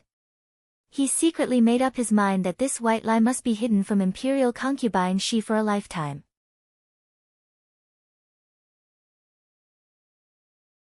Chapter 119. Since we're going to use this poison earth dragon as a detoxification pill, then we need to cultivate a batch of good insect seedlings. Yi Jioga predicted that he would need a lot of poison earth dragons in the future. If he always went to the pharmacy to buy them, it was hard to guarantee that no one would leak it. Our Dongling Wangfu's pharmacy has a shed specifically for raising poison earth dragons. When the time comes, just have them keep a batch of good ones. It's not something valuable anyway. Bai Songling said. Ordinary poison earth dragons have a short lifespan. I want to choose a batch of good eggs to cultivate myself. Yi Jioga wanted to cultivate poison earth dragons with a longer lifespan and greater use. "No problem, I'll take you to choose now." Yi Jioga wanting to improve the poison earth dragons was simply a good thing for Bai Songling. The Dongling Wangfu had a large herbal farm on the outskirts. In addition to cultivating poison earth dragons, they also grew many precious medicinal herbs. The head of the farm was surnamed Shen. Seeing that Bai Songling had brought the young miss of the Yi family over to choose some good poison earth dragons as medicinal herbs, he personally took them to the shed. The shed was filled with huge dustpans filled with white and fat poison earth dragons. 4 or 5 servants were constantly distributing poison wind leaves for them to eat. These poison wind leaves were the main food of the poison earth dragons. They had a gray surface and carried a bit of poison. After the poison earth dragons ate, they would spit out green saliva. This was the antidote for the poison wind leaves and also the medicinal herbs purchased by the pharmacy. Bai Songling looked at the densely packed white and fat insects and immediately felt his scalp go numb. He asked the head of the farm, "Is there anyone here who has studied poison earth dragons? Let them choose a batch first." Everyone had their own specialties. Letting them choose a batch first was better than Yi Jioga searching through so many insects himself. "Yes." The head of the farm immediately nodded and shouted towards the shed, "Little mute, come here." Hearing the head of the farm, a skinny boy wearing dark blue clothes walked out from the corner of the shed. He was about 11 years old and had a pair of large black eyes on his skinny face. He looked especially horrifying, like a puppet. Yi Jioga looked at this little boy and inexplicably felt that something was wrong. He asked, "Who is this?" "This is an adopted son adopted by a distant relative of mine. He doesn't have a name, so we all call him Little Mute. Although he can't speak, he's especially good at taking care of medicinal insects. It's also partly because of him that these poisonous earth dragons can be raised so well." Manager Chen was afraid that Bai Songling would accuse him of abusing his power to take care of his relative, so he quickly explained. "All right, let him pick some good worms for me," Bai Songling said indifferently. He was so young and mute. Even if he didn't have any skills, the village could still afford to raise him. After listening to Bai Songling's words, Little Mute took a dustpan and began to select the poisonous earth dragons. Soon, he had picked more than 100 of them and filled the dustpan. Enough, Yi Jioga said. She had already opened her spiritual eye to check. The poison earth dragons that Little Mute had picked up were filled with life force. They were indeed the best seedlings. Little Mute glanced at head Qin Zhuangtou. Seeing him nod, he stopped and quietly placed the dustpan in front of everyone. This kid is interesting. Zishang's lazy voice rang in Yi Jioga's ears. What's interesting? Yi Jioga asked back. You bring him back first, you'll know in the future. Zishang laughed and didn't say anything else. Yi Jioga was already used to Zishang's way of speaking. However, anything that could attract Zishang's attention was not ordinary, and this wooden Little Mute was no exception. Yi Jioga was determined to bring this wooden Little Mute away, so he smiled and said to him, Little Mute, I'm lacking someone to help raise the poisonous earth dragons, are you willing to help? The wooden Little Mute was expressionless. He didn't shake his head or nod his head, as though he didn't understand what Yi Jioga was saying. Manager Chen knew that this kid was wooden, and was afraid that he would offend his master, so he hurriedly said, This kid is a servant of our village, if young miss wants him, then just bring him away, there's no need to ask for his opinion. I'm asking him, not you. Yi Jioga was dissatisfied with the way the manager treated people like objects. I was too talkative, please forgive me, young miss. Manager Chen was so scared that sweat broke out all over his body, and he didn't dare say anything else. Yi Jioga looked at the wooden Little Mute and continued, If you work at my place, food and accommodation will be provided, and you'll be paid 10 taels of silver per month, 2 days off per month, red envelopes and festive gifts during the holidays, and if you raise him well, you'll receive a monthly bonus, starting at 10 taels of silver. These conditions were 100 times better than being a servant at the village, and even Manager Chen wanted to apply for the job. He hurriedly gave the wooden Little Mute a look, and opened his mouth to say soundlessly, Hurry up and agree. The blockhead Little Mute slowly nodded his head. Then go back and pack your things, you'll leave with these poisonous earth dragons in a bit.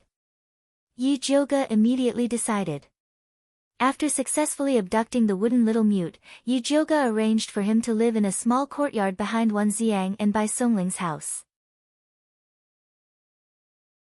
This small courtyard was originally a property under the name of the Prince of Dongling residence, and now it had been transferred to Yi Jioga. Little Mute, you'll live here from now on, and someone will come over to take care of your 3 meals a day.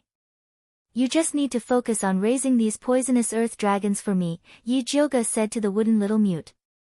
The wooden Little Mute still looked like a wooden person, and didn't respond at all.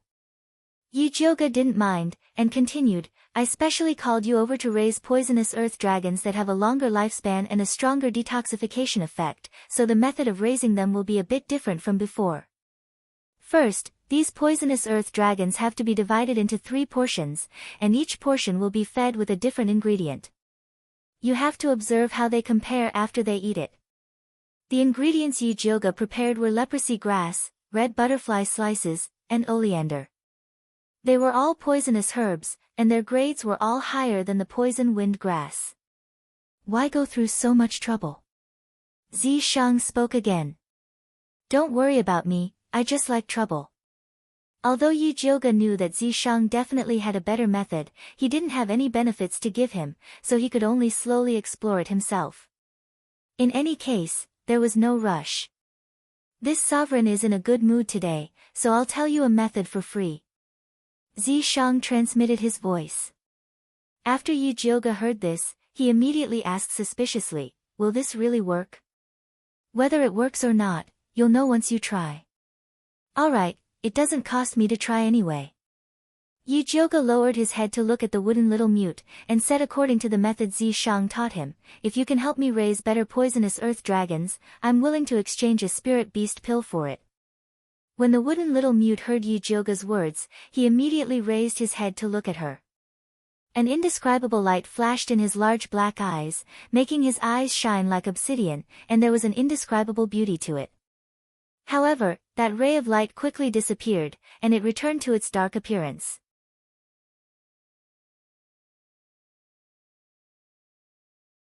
Chapter 120. This brat doesn't believe you. Zishang's tone had a sense of gloating. How is that possible? My sister looks like a white lotus. Everyone should believe her. Yijioga put on a serious face, as if treating a patient with a hidden disease, and said to the little mute seriously, I only want the advanced version of the poisonous earth dragon, I'm not interested in other things. The blockhead little mute still had a blank look, not knowing if he understood. However, Yijioga didn't have time to talk to him anymore. After telling Bai Songling to take care of the little mute's daily life, she returned to Purple Forest Park. 3 days later, Imperial consort she would enter the palace. She planned to first use the ordinary poisonous earth dragon to refine some poison testing pills, and wait for the little mute to refine the advanced version of the poisonous earth dragon before replacing it. The simplified version of the poison testing pill was very easy to refine. First, refine the pill, then stuff the living poisonous earth dragon into it and seal it. However, the dissolution time of this pill was very particular, it couldn't be too late or too early, it had to be dissolved the moment it entered the stomach, so that the poisonous earth dragon could smoothly settle down. Yijioga tried several materials, and finally chose erdong, Gastrodia elata, philodendron, baiji, wolfberry, schisandra, etc. The pill made in this way was not only easy to dissolve, but also had the effect of nourishing the spleen and kidneys. After Yijioga ground these medicinal materials into a fine powder, she mixed it with the walnut oil, then kneaded it into a small honey pill, and finally stuffed the poisonous earth dragon into it and sealed it. Yijioga stopped after making 10 honey pills, it was useless to make more anyway. Zishang saw that Yijioga wanted to sleep, so he appeared and circled her, and teased, Did you forget something? What did I forget? Why didn't she know? If you don't refine spirit beast pills, what will you use to exchange for the poisonous earth dragon with that little mute? Zishang pulled Yijioga's earlobe with both hands, and made a fierce look, or do you want to eat and dash? Are you sure he can really make the advanced version of the poisonous earth dragon? Yijioga let Zishang pull her ear, and continued to put the freshly made honey pill into the bottle. Of course. Zishang pinched Yijioga's soft earlobe and played with it happily. Yijioga put down the jade bottle and asked politely, Then, I will start refining now. Can you let go of my ears? She had already discovered that compared to violent confrontation, it was better to be more docile to solve problems quickly. All right. Zishang didn't know what to do with the obedient Yijioga. Although Zishang let go of Yijioga's earlobe, he still hugged her tightly. He was really a boneless snake. Yijioga was already numb from being hugged by Zishang. Dragging him along, he began to refine pills with much difficulty. Fortunately, the spirit beast pill was not difficult to refine. All he had to do was prepare the ingredients and throw them into the small bronze cauldron. Although this small bronze cauldron looked shabby, and it took a long time to refine pills, the success rate was very high. In addition, the fat black rat's saliva was 100% success rate, which saved her a lot of trouble. Why does that little mute want the spirit beast Dan? Could it be that he raised some kind of spirit beast? Yijioga asked. The reason why she didn't kick Zishang, who was wrapped around her body, away was partly because she wanted to get some information out of him. Look at how poor he is. Does he look like he can raise a spirit beast? Zishang rested his chin on Yijioga's head. This position was the most comfortable. Then why does he want the spirit beast Dan? Yijioga couldn't understand. This expensive spirit beast Dan was like imported cat food. Other than cat slaves who would pay tribute to their cat masters, most people wouldn't buy it. Of course it's to eat. Zishang rubbed Yijioga's head. He was so comfortable that his eyes narrowed. He doesn't have a spirit beast. It's impossible for him to eat it himself. Yijioga said in disbelief. Could it be that the little mute has pica and loves to eat this spirit beast Dan? Guess. Zishang was still hanging, waiting for Yi Jioge to state her conditions. If you don't want to say it, then forget it. Yi Jioge wasn't going to fall for it. Other than things related to her own life, she wasn't interested in anything else. Little Jioge is really not cute. It's getting harder and harder to deceive. Zishang's chin rested on top of Yi Jioge's hair bun. Suddenly, he smelled a strange smell. How long has it been since you last washed your hair? Zishang asked. Not that long. At most a month. Yi Jioge pretended to be stupid. Ever since she found out that Zishang especially liked to use her head as a pillow, she purposely didn't wash her hair, wanting to suffocate Zishang to death. Wash. Zishang couldn't bear the fact that his royal pillow was so dirty. This is my hair. This lady likes the sour smell. What's wrong with that? Very quickly, Yi Jioge knew that going against a tyrant wouldn't end well.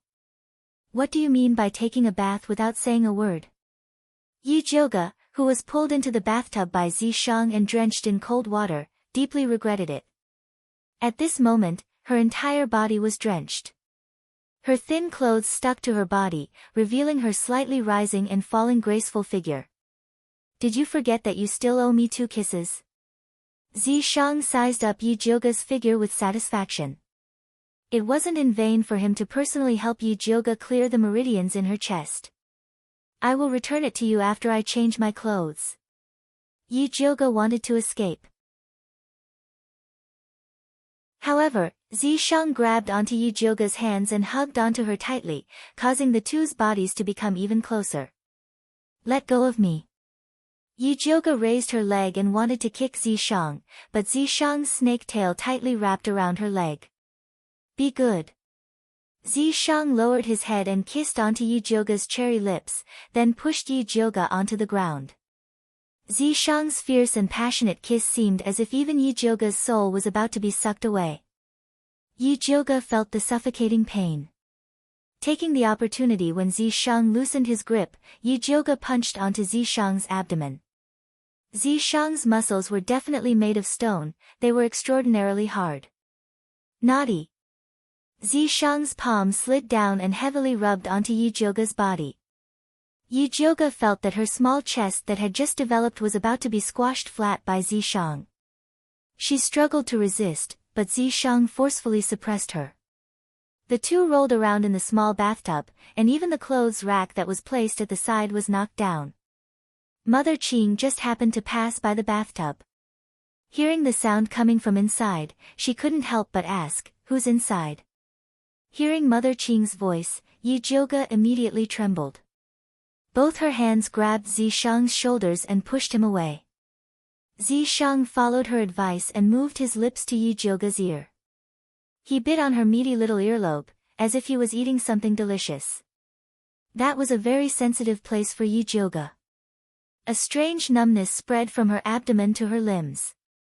Her whole body was trembling, and her voice had also become soft. It's me. Miss, why are you inside? Mother Qing was even more surprised. Wasn't Miss in the alchemy room? When did she come out? Moreover, she even went straight to the bathtub. I suddenly felt an unbearable itch on my head, so I wanted to wash my hair. Quickly help me prepare some hot water. As Yi Jioge spoke, she stopped Zishang's hand from igniting the fire on her body.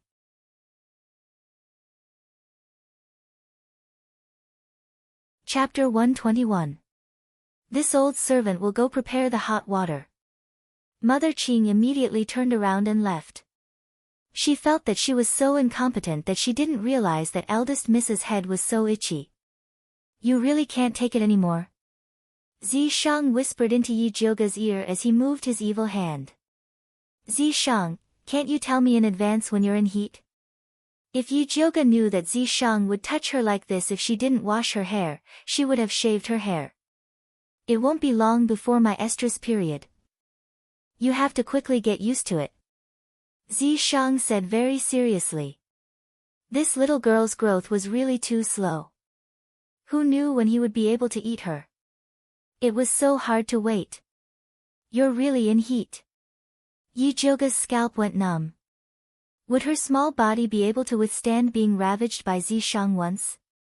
You'll know when the time comes. Zishang reluctantly rubbed Yijioga's head and returned to her mark. At this time, Mother Qing and Jinju came over with hot water and knocked on the door. "Miss, the hot water is ready. Come in." Yijioga had already been ravaged to the point that he didn't want to move. Mother Qing came in and saw Yijioga's messy hair and clothes, but she didn't think much about it. "You can't go into the bathroom fully dressed." After Yijioga took a bath with the help of Mother Qing and Jinju, he fell on the bed and didn't move. When he woke up, it was already dawn. Yijioga stretched his body on the bed. Suddenly, he remembered that he was halfway through refining the spirit beast pill last night. He immediately jumped out of bed. It's over, it's over. After refining for so long, it's definitely ruined. Yijioga hurriedly rushed into the alchemy room and opened the small bronze cauldron to take a look. He found 9 plump spirit beast pills inside, emitting a faint luster. They were actually grade 2 high-grade spirit beast pills. Pippi. The fat black rat jumped onto the small bronze cauldron, puffing out its fat chest to show that this was all thanks to it. Good job, big sister will give you a raise. Yijioga gave the fat black rat a thumbs up. Pai Pai Chan. Fat black rat did not care about wages, as long as Great King Purple Decease was satisfied, it was fine. No problem. I'll definitely put in a good word for you in front of Great King Zishang. Yijioga happily packed the spirit beast pill and put it into the bag along with the poison testing pill he refined last night. After eating breakfast, she went to find Bai Songling with the bag. You came at the right time. Bai Songling was relieved to see Yijioga. What? Yijioga asked curiously. That little mute locked himself in his room last night and hasn't come out yet. He didn't eat his dinner or breakfast. I wonder what's going on. Bai Songling was worried that little mute was carrying out the secret method that Yijioga was teaching him, so she didn't dare to act rashly. Yijioga couldn't help but raise his eyebrows. Could that little mute really be cultivating an advanced version of the earth poison dragon? Go and have a look when you have time. I have to go to the prince's mansion now, so I won't be able to accompany you. Bai Songling's own matters were quite urgent. Bai said. Bai Ling, Bai Tian. Go. Bai Zit. Yil Bai Xt go. Bai Chen. Shao deep inside, it. C, quiet inside. Yijioga opened it. She found a lot of food. The staple food for breakfast was porridge, steamed buns, side dishes, corn, sweet potatoes, and other coarse grains. There were also 2 fragrant meat pies, which smelled very good. It could be seen that Bai Songling cared a lot about this little mute. Yijioga put the lid on the food. She coughed. What are you doing in there, little mute? The wooden door creaked open. Little mute's snow-white face peeked out from behind the door. His lips were red, and his 2 large black eyes looked even more horrifying. Yijioga didn't know why. Every time she saw little mute, she got goosebumps. She pointed uncomfortably at the food on the table and said, You must be hungry. Let's eat something first. Little mute didn't look at the food. Instead, he waved at Yijioga and asked her to follow him inside. Yijioga had no choice but to follow little mute into the dark room. The deeper she went, the more she felt something was wrong. The tip of his nose kept smelling a strange odor. It smelled a little like blood, but not quite. She took a closer look. She found a jar in the corner of the dark room. That strange smell was coming from it. Little mute stood next to the jar. He pointed at it, indicating Yijioga to see. Yijioga was also curious, so he lowered his head to look at the jar. Suddenly, a small black shadow shot out from the jar. It was heading straight for her. Just as she was about to make a move, little mute was faster than her. He reached out and pinched the black shadow. That black shadow immediately softened like a noodle. Only then did Yi Jioga realize that it was actually a black poisonous earth dragon. It was bigger than a normal earth poison dragon. It was black and exuded a strong life force. It was not an ordinary creature. But it was different from a normal earth poison dragon. Little Mute handed the black earth poison dragon to Yi Jioga. He opened his left hand. It was clear he wanted to trade with her. How did you raise this earth poison dragon? Yi Jioga took out the spiritual beast pill and handed it to him. Little Mute took the spiritual beast pill and smelled it. His eyes immediately flashed with surprise. It seemed he was very satisfied with the spiritual beast pill Yi Jioga gave him. He carefully put the pill away. He drew a circle in front of his chest to show that it was a dustpan. He then made an action of pouring the dustpan into the jar. Yi Jioga understood. You poured the dustpan's earth poison dragons into the jar and let them kill each other. In the end, there was only this one left, right? No wonder this earth poison dragon looked so strange. It turned out it was refined using this kind of cruel method. Little Mute nodded. He then turned around and left the room. He opened the mahogany food box and began to eat. Yi Jioga looked at him wolfing down the food. She couldn't help but have a question in her heart. Where did this little Mute come from? The method he said was the same as raising Guan Miaojiang. Only a special secret technique could do it. Moreover, looking at the way he grabbed the earth poison dragon with his bare hands, this child was definitely not as simple as an orphan. Little Mute didn't care about Yi Jioga's probing gaze. After he finished eating, he wiped his mouth with his sleeve and went back to the small dark room to rest. Wait. Yi Jioga called out to him. She asked, can you continue to raise this kind of earth poison dragon? Little Mute stretched out his thin fingers. He made a meatball. He meant that as long as you have the spiritual beast pill, you can come and exchange it at any time.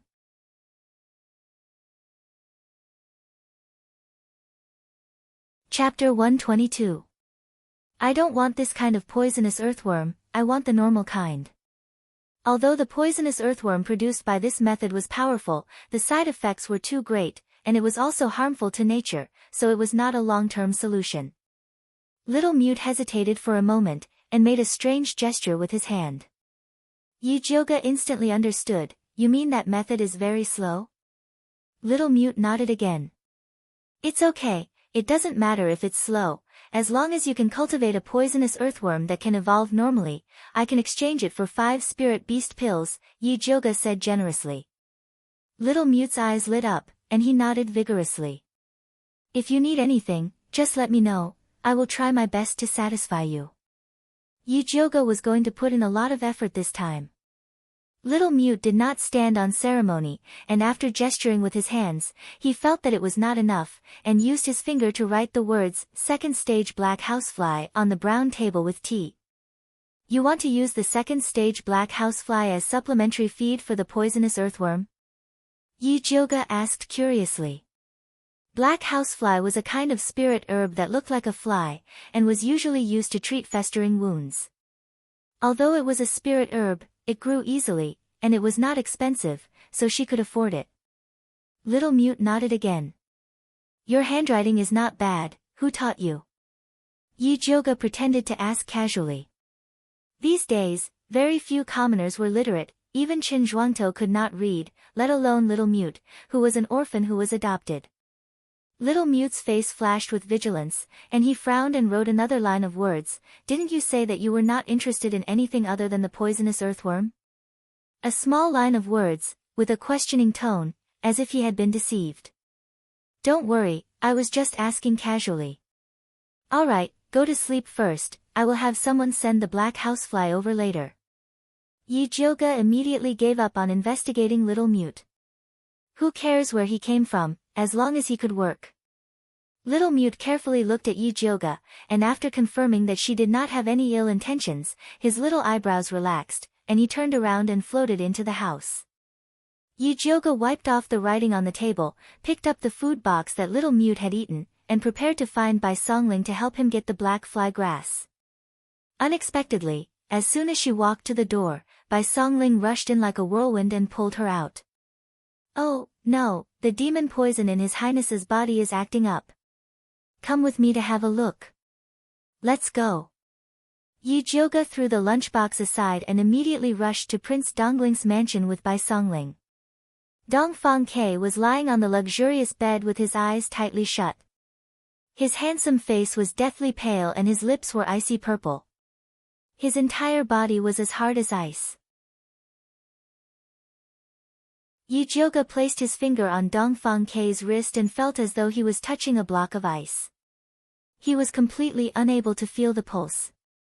She opened her spiritual eye to take a closer look and discovered that the spiritual energy in his dantian was in a mess. She could faintly see a blurry white spider. Without a doubt, the Snow Spider King's poison in his body had taken effect. Yi Jioge raised his head and asked Bai Songling, "Why did Her Highness suddenly act up?" "Today, His Majesty summoned His Highness into the palace to ask about noble consort Shi." Yi Jioge suddenly acted up after returning. Bai Songling gritted her teeth and said, "That evil woman, the Empress, must have done something. Her poison is unpredictable and His Highness was unable to guard against it." "Then why didn't you let His Highness take the poison testing pill before entering the palace?" Yi Jioge asked curiously. If Dongfang Ke had swallowed the poison earth dragon before entering the palace, it would have served as a warning. "I forgot." Bai Songling wanted to keep it a secret, so she didn't mention it to Dongfang Quebec. "Why didn't you forget about yourself?" Yi Jioge glanced at Bai Songling. "Ai, don't talk about me. I'm already regretting it to the point that my intestines are turning green." Bai Songling had a look of regret and she almost knelt down to beg Brother Yi Jio. "Help me take off His Highness's shirt first." Yi Jioge prepared to use acupuncture to save him. Bai Songling directly took off Dongfang Ke's shirt. Dongfang Ke's skin was smooth and firm, and the shape of his muscles was very beautiful. It was obvious that he had trained and was very pleasing to the eye. Yi Jioge silently glanced at him, then took out the thunderfire needle and pierced it into Dongfang Ke's acupuncture points. However, it was repelled by a strange cold energy. Yi Jioge didn't believe it and secretly increased the input of spirit energy. The thunderfire needle glowed with a faint purple light as it pierced Dongfang Ke's body. Although the needle was successfully pierced in, if she had to use spirit energy for every needle, she probably wouldn't be able to last until the end. Bai Songling saw Yi Jioge's strange expression and hurriedly asked, "Eldest miss, what's wrong?" "His Highness's cold poison is too powerful. I can't completely remove it." Yi Jioge shook his head. With her current spirit energy, she couldn't completely remove the cold poison from Dongfang Ke's body. "Then what should we do? Even the commonly used medicine can't suppress the cold poison in His Highness's body." Bai Songling looked at Dongfang Ke anxiously. She had a feeling that he would die in the next moment. Yi Jioge suddenly thought of the poisonous earth dragon goo that little mute had just cultivated. This thing had a strong ability to expel poison, so it might be able to cure Dongfang Ke's poison. There was no other way, so he could only give it a try. Yi Jioge took out the jade bottle that contained the poisonous earth dragon goo and passed it to Bai Songling. "Feed this to His Highness." Bai Songling opened the bottle and saw the pitch-black poisonous earth dragon goo. His handsome face immediately frowned as though he had eaten a gold thread. If he really fed it to Dongfang Ke, he would definitely be killed by Dongfang Quebec. Forget it, he had no other choice but to save his life. Bai Songling pinched open Dongfang Ke's mouth and did not hesitate to feed the poisonous earth dragon goo. The poisonous earth dragon goo slid down Dongfang Ke's throat and into his stomach. Yi Jioge opened his spiritual eye and could clearly see that the poisonous earth dragon goo had entered Dongfang Ke's dantian and started to fight with the spider shadow.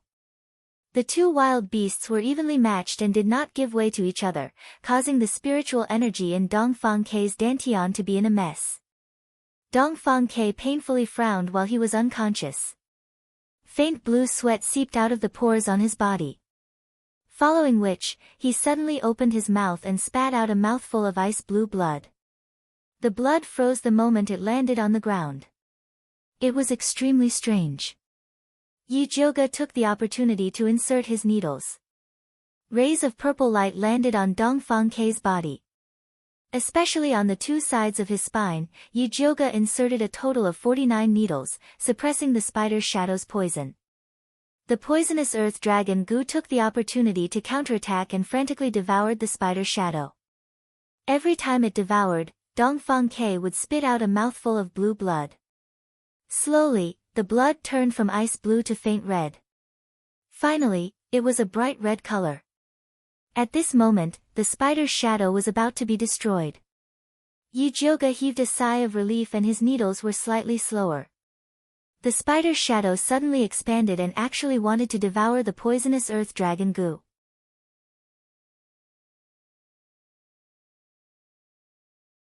Chapter 123. Yi Jioge's heart tightened. The lightning fire needle spat out the last bit of spiritual energy to firmly suppress the spider image. The poison earth dragon parasite took the opportunity to completely devour the spider image, and then it stopped moving. The snow spider king's poison wasn't ordinary.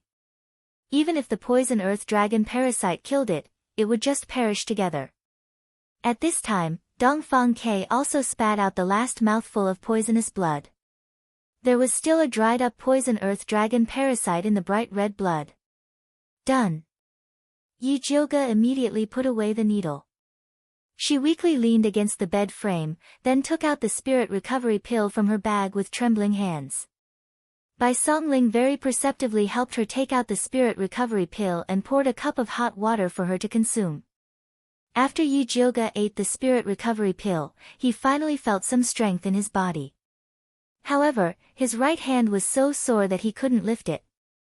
Are you alright? Bai Songling asked with concern.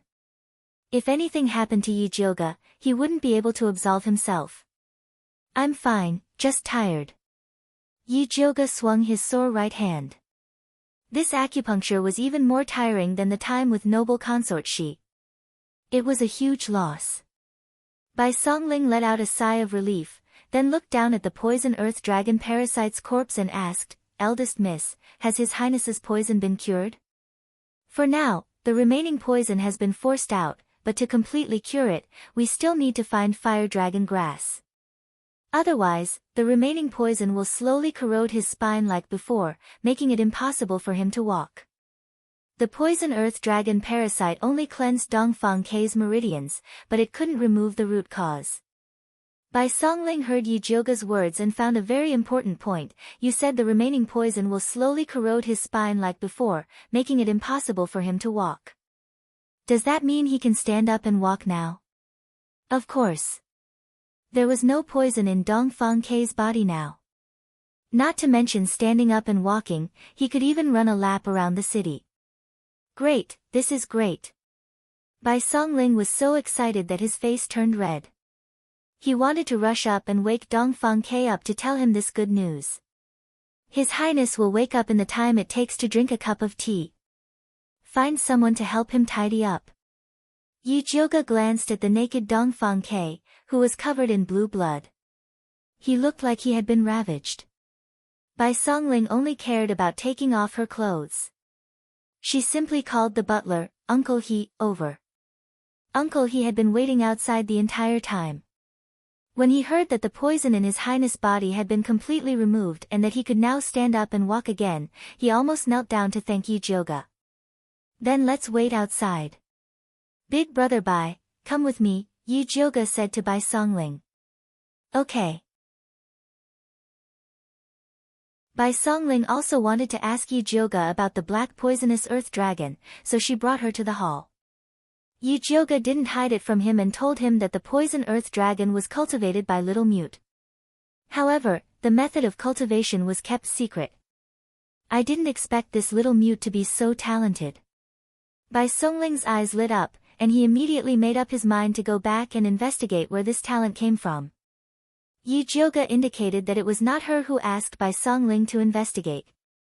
However, speaking of investigation, Yi Jioge also thought of something. How's the investigation of 7th concubine going? I've checked. The 7th concubine in your mansion has a normal background. There's nothing wrong with her. Are you sure she's really a spy sent by the Empress? Bai Songling asked. I'm not sure. Yi Jioge was just suspicious. Recently, seventh concubine's side was very quiet. She didn't send anyone to the watering room anymore. She had secretly investigated Yuan Yang, the maid who rummaged through the garbage, and found that she just wanted to take some things from the mansion to help her sick mother. She knew nothing about seventh concubine. By the way, are Su Yufeng and her daughter still making trouble? Bai Songling rarely gossiped. After old Master Su fell, the two of them became well-behaved. They are around my father every day and have no time to trouble me. Yi Jioge said faintly. The Su family blames Su Yufeng for bringing old Master Su, who had just come out of seclusion, to the Yi family to make trouble, causing trouble for them. Su Yufeng didn't have the backing of her maiden family. She could only put all her attention on the child in her belly and Yi Yuxuan.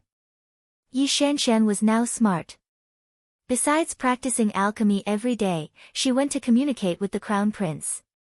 Yi Mansion was unprecedentedly peaceful. Su Junqing is also very well behaved. Bai Songling said with some pity. He needs human blood to practice the bewitching skill. He won't be well behaved for long. Yi Jioge said and thought of something. Brother Wan and Yi Yu went to Hepu County for a long time. Did they find the evil practitioner?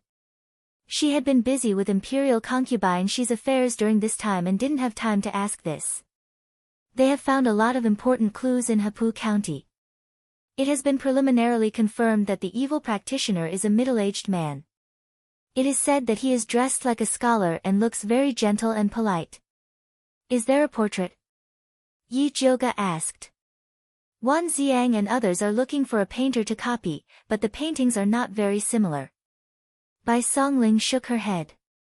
This kind of person without specific facial features and only temperament was the most difficult to copy. It's a pity. It would be good if the portrait could be posted on the imperial notice. These days, people still had to rely on the imperial notice if they wanted to know anything. Xiang has informed all the county governments to post the imperial notice. Let the people be careful of this evil practitioner and watch their daughters well. They can't let them talk to strange men. It was said that after the imperial notice was posted, people were in a panic. Those who had daughters at home kept a close eye on them and didn't dare to let young girls go out alone. Very good. I believe it won't be long before Brother Wan and others find the whereabouts of the evil practitioner. Yi Jioge was very satisfied. Yes, but the most important thing now is the matter of Her Highness returning to the palace. The black poisonous earth dragon has been detoxified for Her Highness. Can you let little Mute cultivate another one? Bai Songling had just seen the power of the black poisonous earth dragon. If imperial concubine she could take this and return to the palace, she would definitely be able to sweep away all the various poisons of the Empress. I'll ask him later. Yi Jioge also felt that it would be better for imperial concubine she to eat this. Can you let him make a few more? Bai Songling wanted to keep one for herself. This kind of thing is not easy to get. Although little Mute looked very relaxed, Yi Jioge still felt that it was not so easy to raise such a thing. Just let him try. Bai Songling said unwillingly. What's there to try? You don't have to enter the palace. The Empress can't poison you. At worst, you can just wait until you enter the palace and take an ordinary poison testing pill in advance. Yi Jioge put the poison testing pill he refined last night into Bai Songling's hand and told him that little Mute wanted to use the black fly grass to cultivate the poisonous earth dragon. No problem, leave this matter to me. Bai Songling immediately agreed. It was just some black fly grass. There were plenty of it in the pharmacy under the Wangfu.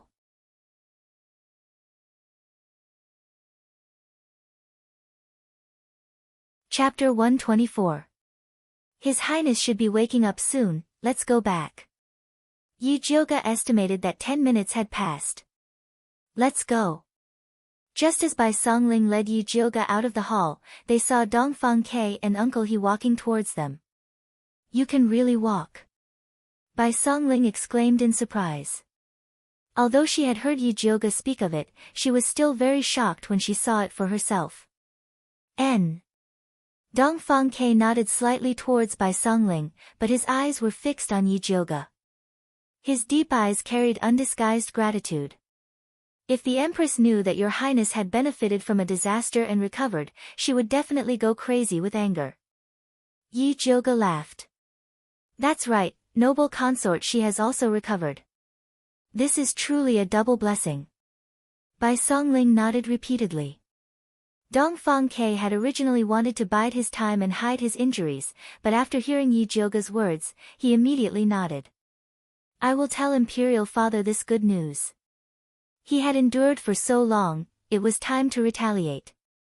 Then I must quickly refine 2 more poison testing pills for you and noble consort Shi.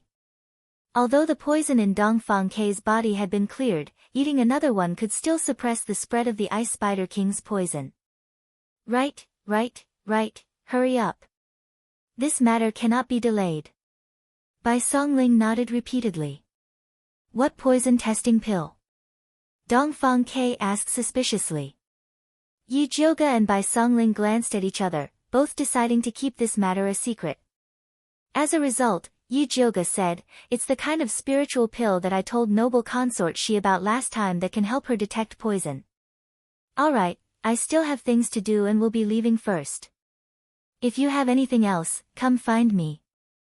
Yi Jioge was afraid that Dongfang Ke would pursue the matter further and quickly ran back to the courtyard to order 2 poisonous earth dragon parasites from Little Mute.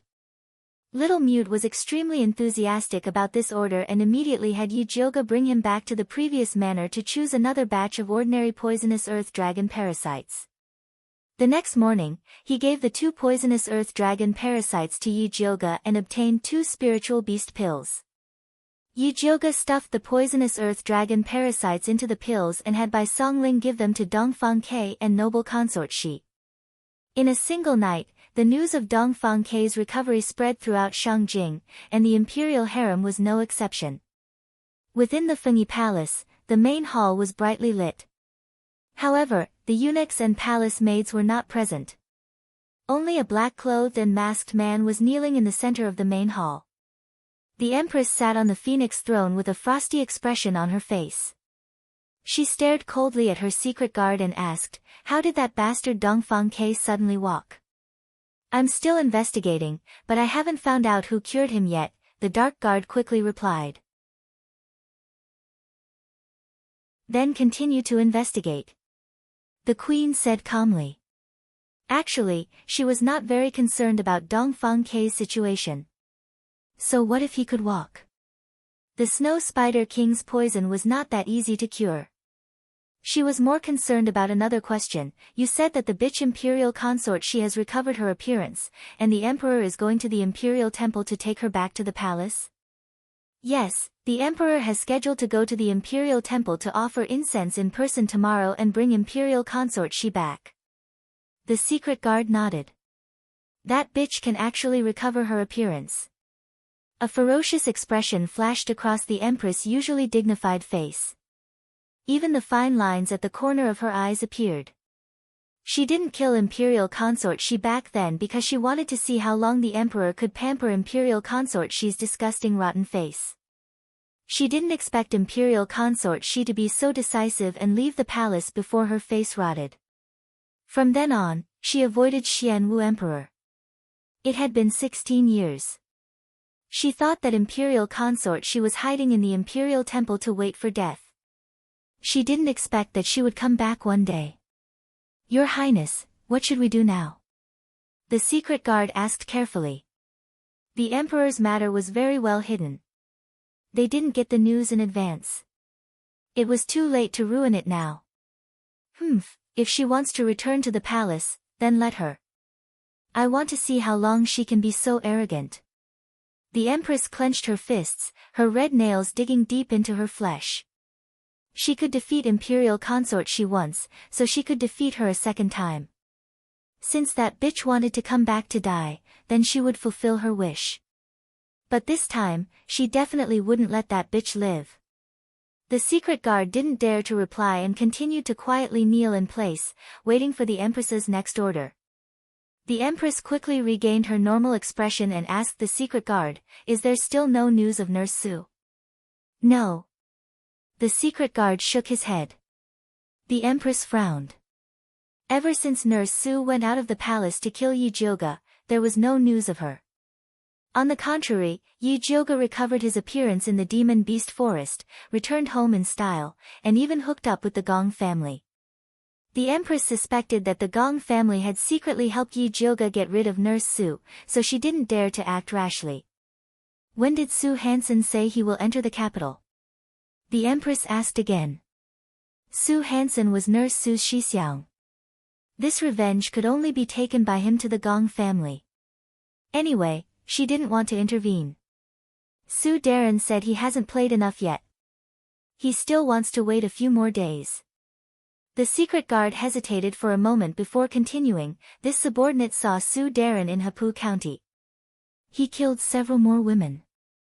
This subordinate burned the station to stop the letter sent to the Ministry of Justice. These brainless lunatics. The Empress hated those evil cultivators the most. They didn't know how to wipe their mouth after eating. Although the people they killed were all lowly people like ants, it would still be difficult to clean up the mess if the news spread. Nevertheless, no matter how angry she was, she still had to clean up the mess. "Bring 2 more people to Hapu County and tell him about Nurse Su's death. Tell him to go to the capital immediately." The Empress ordered coldly. "Yes." The secret guard nodded and immediately rushed to Hapu County after leaving the palace. It was late at night in Hapu County. In an uninhabited remote house, the trees in the yard were withered and emitting a moldy smell. Yi Yu stood in the shadow against the wall. He tried his best to relax his body and let his spiritual power flow smoothly. During this period, he and Wan Xiang had been tracking down the evil cultivator and finally found where he stayed. Today, they were going to set a trap to catch him. Because the evil cultivator was very sensitive to spiritual power, Wan Xiang was hiding 2 streets away. The strategy that he discussed with Wan Xiang was to try their best to keep the evil cultivator occupied and wait for him to come to support. Although the evil cultivator was slightly stronger than Nurse Su, ever since Yi Yu cultivated the technique given by Yi Jioga, his hiding ability had greatly improved. Especially after refining the Yin Qi that was unique to evil cultivators, he could even become one with the shadows. He was confident that he would not be discovered in advance by the evil cultivator, who was an advanced spiritualist.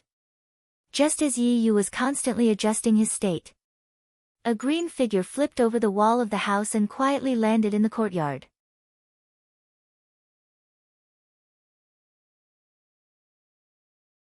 Chapter 125. Yi Yu squinted his eyes and saw a man in a cyan robe. He had a pale face and no beard. He looked like a scholar, and he walked into the room with a black cloth bag. Without lighting up the lamp, the man poured the contents of the bag onto the bed. It was a 12-year-old girl. The little girl was chubby, and her skin was fair and tender. She was wearing a pink jacket with a small golden lock on it.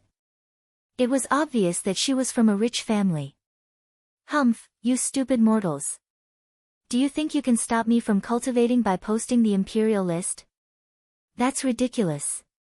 The man sneered. His fair and gentle face became very distorted in the moonlight, and his eyes were glowing with a faint red light. He roughly tore the little girl's clothes apart and lowered his head to bite her neck. At this time, a cold light full of killing intent suddenly attacked him from behind. The man was shocked and instinctively mobilized his spiritual power to protect himself. Unfortunately, it was too late. The fierce attack pierced through his back before his protective spiritual light appeared, and blood splashed out. The man suddenly turned around and waved his palm at the attacker, but he found that there was nothing behind him. A shadow assassin. The man's face darkened, and his eyes were covered with a layer of red light. He searched the room carefully, but found nothing. It was impossible. His ghost eyes were very sensitive to spiritual power. How could he not find this shadow assassin? He immediately turned around and grabbed the little girl. He sneered and said, "Get out of here, or I'll kill this little girl." There was still no movement in the empty room. The man reached out his hand and grabbed the little girl's slender neck. His eyes were fixed on the corner of the room, so he didn't notice that the shadow of the little girl was changing. Yi Yu hid in the shadow of the little girl and secretly controlled the little girl's body. When the man was not paying attention, he once again used the skill he had learned after advancing to the next level to attack the man's chest. Puppet kill. The man focused all his attention on the outside, and he didn't expect that the hostage could attack him. When his chest was pierced by the strange shadow again, the man was shocked. He was seriously injured twice in a row, and he was scared out of his wits. The scariest thing was that he still hadn't discovered where the enemy was. In his panic, he did not dare to stay any longer. He threw the little girl aside and ran away. Yi Yu staggered out of the shadows. His face was as white as a ghost. The two attacks just now had exhausted all of his spiritual power. He stretched out his hand to catch the little girl, who collapsed to the ground. Fortunately, the little girl did not suffer any serious injuries. Yi Yu placed her in a corner and took out one of the spirit recovery pills that Yi Jioga had given him. Dense spirit energy filled his dantian. Yi Yu's eyes lit up. He immediately got up and followed the aura left behind by the green-robed evil cultivator. Although Wan Xiang had told him not to act on his own, it would be difficult to find the green-robed evil cultivator in the future if he didn't chase after him now. By the time Wan Xiang arrived at the house, there was only the unconscious little girl in the house. That damned Yi Yu, how dare he act on his own? Wan Xiang's face darkened with anger. Previously, he had already made an agreement with Yi Yu that if they could not make the evil cultivator stay, they would wait for him to come over and think of a solution together. In the end, he actually chased after the evil cultivator himself. Yi Yu's real level was only that of an intermediate spiritualist. Even with the spirit recovery pills that Yi Jioga had given him, it was impossible for him to kill the evil cultivator. Wan Xiang looked around carefully, but he could not tell which direction Yi Yu had gone. He could only send the little girl back to the yamen first. At this moment, two strange auras suddenly came from outside the house. Wan Xiang jumped onto the beam with the little girl and hid himself. He saw two men in black climbing over the wall of the courtyard and respectfully reporting to the house, "Sir Su, wet nurse Su is missing. The Empress invites you to the capital as soon as possible to discuss an important matter." Sir Su. So the evil cultivator's surname is Su. He is indeed with the Empress.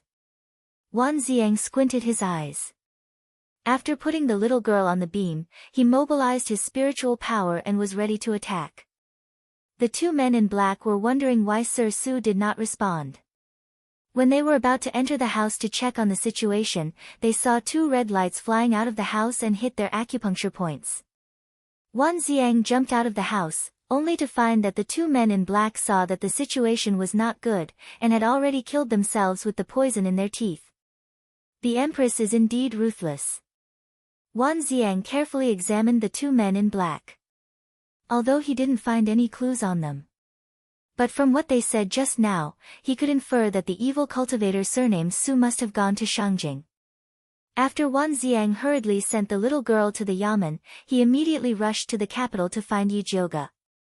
At this moment, Yi Jioga was in the Violet Forest Park concocting a bone-nourishing pill for Yi Rui. During this period of time, the little lass's body was growing and she often felt that her bones were aching. Yi Jioga planned to refine some bone-nourishing pills for her. He didn't expect to receive an urgent message from Wan Xiang right after he finished refining the elixir, saying that Yi Yu had disappeared. Yi Jioga didn't even have time to change his clothes and hurriedly went to the Yu Wu tea house. He saw Wan Xiang sitting on a chair. He was travel-worn, his face was full of fatigue, and there were dark circles under his eyes. It seemed that he had just rushed over from Hepu County. Bai Songling, who was sitting next to him, also looked solemn. "Why is Yi Yu missing?" Yi Jioga sat down and asked. After we found the evil cultivator's place, we agreed to deal with him together. I didn't expect that Yi Yu would chase after him without permission. Wan Ziang frowned. Could he have been taken away by the evil cultivator? Yi Jioge was most worried about this. No, there was only the evil cultivator's blood in the house, not Yi Yu's. Yi Yu must have used the secret skill on the evil cultivator twice, then ate the spirit recovery pill and forced himself to chase after him. Wan Ziang recounted the scene, including the 2 men of sacrifice sent by the Empress. Why is the Empress in such a hurry to find this evil cultivator surnamed Su? Yi Jioge thought of another question when he heard that Yi Yu was fine. What else can he do besides harm people? No, logically speaking, Yi Yu should have exhausted his spiritual power after using the secret skill twice. How can he still have the strength to chase after that evil cultivator Su? Bai Songling asked doubtfully. A normal spirit recovery pill could only restore 30% of spiritual power at most. Could it be that the spirit recovery pill that Yi Yu ate was especially powerful? Although the spirit recovery pill made by Miss Yi is only a level 2 elixir, its efficacy is comparable to a high level 3 elixir. Wan Ziang nodded. However, no matter how powerful the spirit recovery pill was, it could only quickly restore spiritual power. It could not do anything about the essence, qi, and spirit. That was why he was so worried about Yi Yu.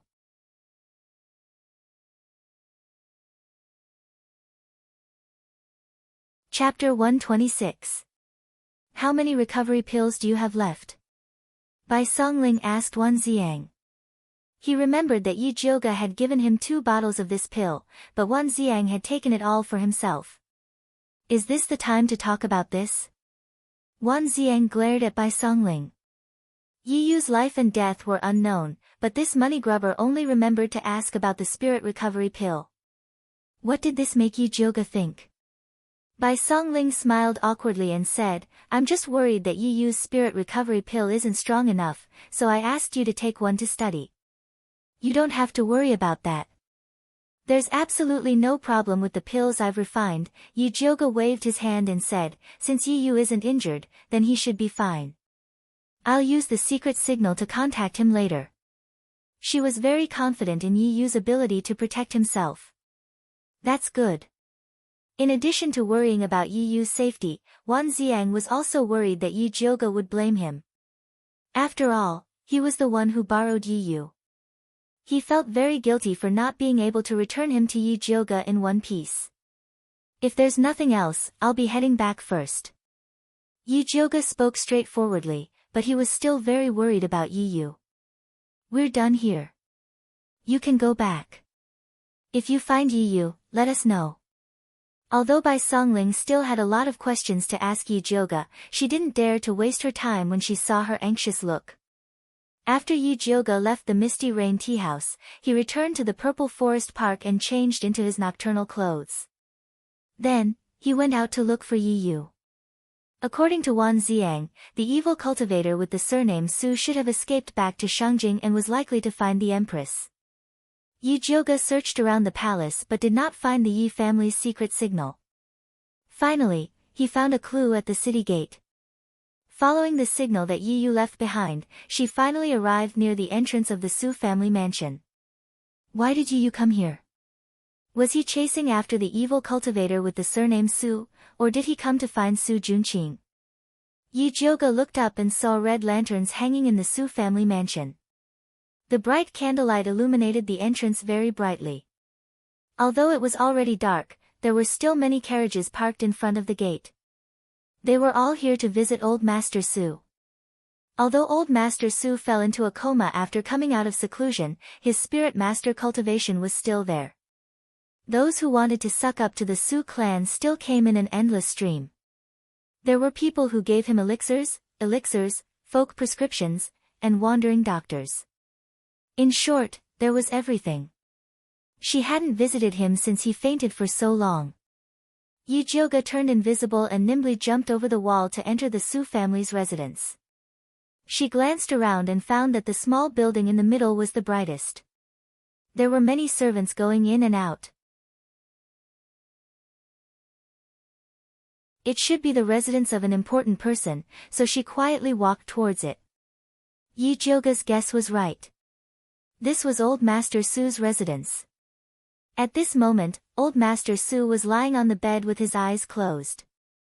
His complexion looked good and he looked like he was in deep sleep. The members of the Su family surrounded great-grandfather Su's bed and served him personally, showing their filial piety. Su Junqing was also at the side, and his handsome face was full of worry. Yi shi yu tian. Sheng for him. Yi. Chiu for Yi. Su, Yi, shao Yi song Su to you. Why? Do you feel sorry for him? Zi Shang asked. Why would I feel sorry for him? Yi Jioga wanted the old man to die. Then why are you asking? Zi Shang didn't understand. Yi Jioga didn't appreciate his help. I'm worried that you'll be exposed. Yi Jioga rolled her eyes. Although Zi Shang's demonic technique was well hidden, it was hard to guarantee that no one would notice. You should worry about yourself. Zi Shang's voice was cold. This idiot was questioning his ability. She didn't know what was good for her. What do you mean? Yi Jioga wanted to ask but Zi Shang ignored her. A fat middle-aged man said to Su Junqing, your grandfather has been unconscious for so long. Even the doctors in the palace can't tell. What should we do? This man was Su Junqing's father, Su Yongming. Although he was the eldest son of the Su family, his aptitude wasn't outstanding. He was also very mediocre. If he didn't have a capable son like Su Junqing, he would have been suppressed by his siblings. Father, don't worry. The doctors have already seen him. They said that grandfather is fine. He will wake up after a while. Su Junqing still had the appearance of a modest young master. I hope so. Su Yongming wrinkled his face. He looked even older than old Master Su who was lying on the bed. He looked like a good-for-nothing. Su Junqing's eyes flashed with disgust and disdain, but he quickly lowered his eyes. He used the excuse that he had to entertain guests and left the courtyard. He walked to a place where there was no one. His refined and handsome face immediately became very ugly. He punched the rock on the rockery and shattered it. Ever since grandfather fainted, the Su family was in a mess. That useless father only knew how to sigh. Don't look at the Su family's beautiful appearance. In fact, it was already very dangerous. The people outside used the excuse of visiting to find out about old Master Su's condition. If the Su family showed the slightest weakness, they would immediately rush up and bite the Su family into pieces. Although he told the outside world that his grandfather had advanced too quickly and was in a deep sleep, Dong Fangke was secretly manipulating the public opinion. He said that the Su family coveted Yun Tianwei's wealth and wanted to kill Yi Jioga. That was why they provoked Yun Tianwei's friends to attack his grandfather. Now, many people were secretly saying that the Su family deserved it and were waiting to see them become a joke. Su Junqing thought of those cold words and his chest started to heave up and down. But he quickly calmed himself down. There was no use thinking about it now. He had to quickly become stronger, to the point where no one would dare to offend his Su family. Su Junqing thought of this and hurriedly arrived at a remote house in the Su family. Yi Jioga secretly followed behind him. She jumped onto the roof and lifted the tiles to look down. She discovered that it was a very simple house. After Su Junqing entered the house, he lifted up a lotus painting on the wall and pressed down on a brick behind it. The wall flipped backwards, revealing a dark room. A faint light was revealed, causing Su Junqing's shadow to grow. Yi Jioga squinted her eyes. She discovered that Su Junqing's shadow was a little strange. She immediately opened her spiritual eye to take a look and almost cursed it out loud. Yi Yu, that extremely daring fellow, was actually hiding in Su Junqing's shadow. He was simply playing with fire. Su Junqing did not expect that there would be someone hiding in his shadow. As long as he looked carefully, he would immediately discover it.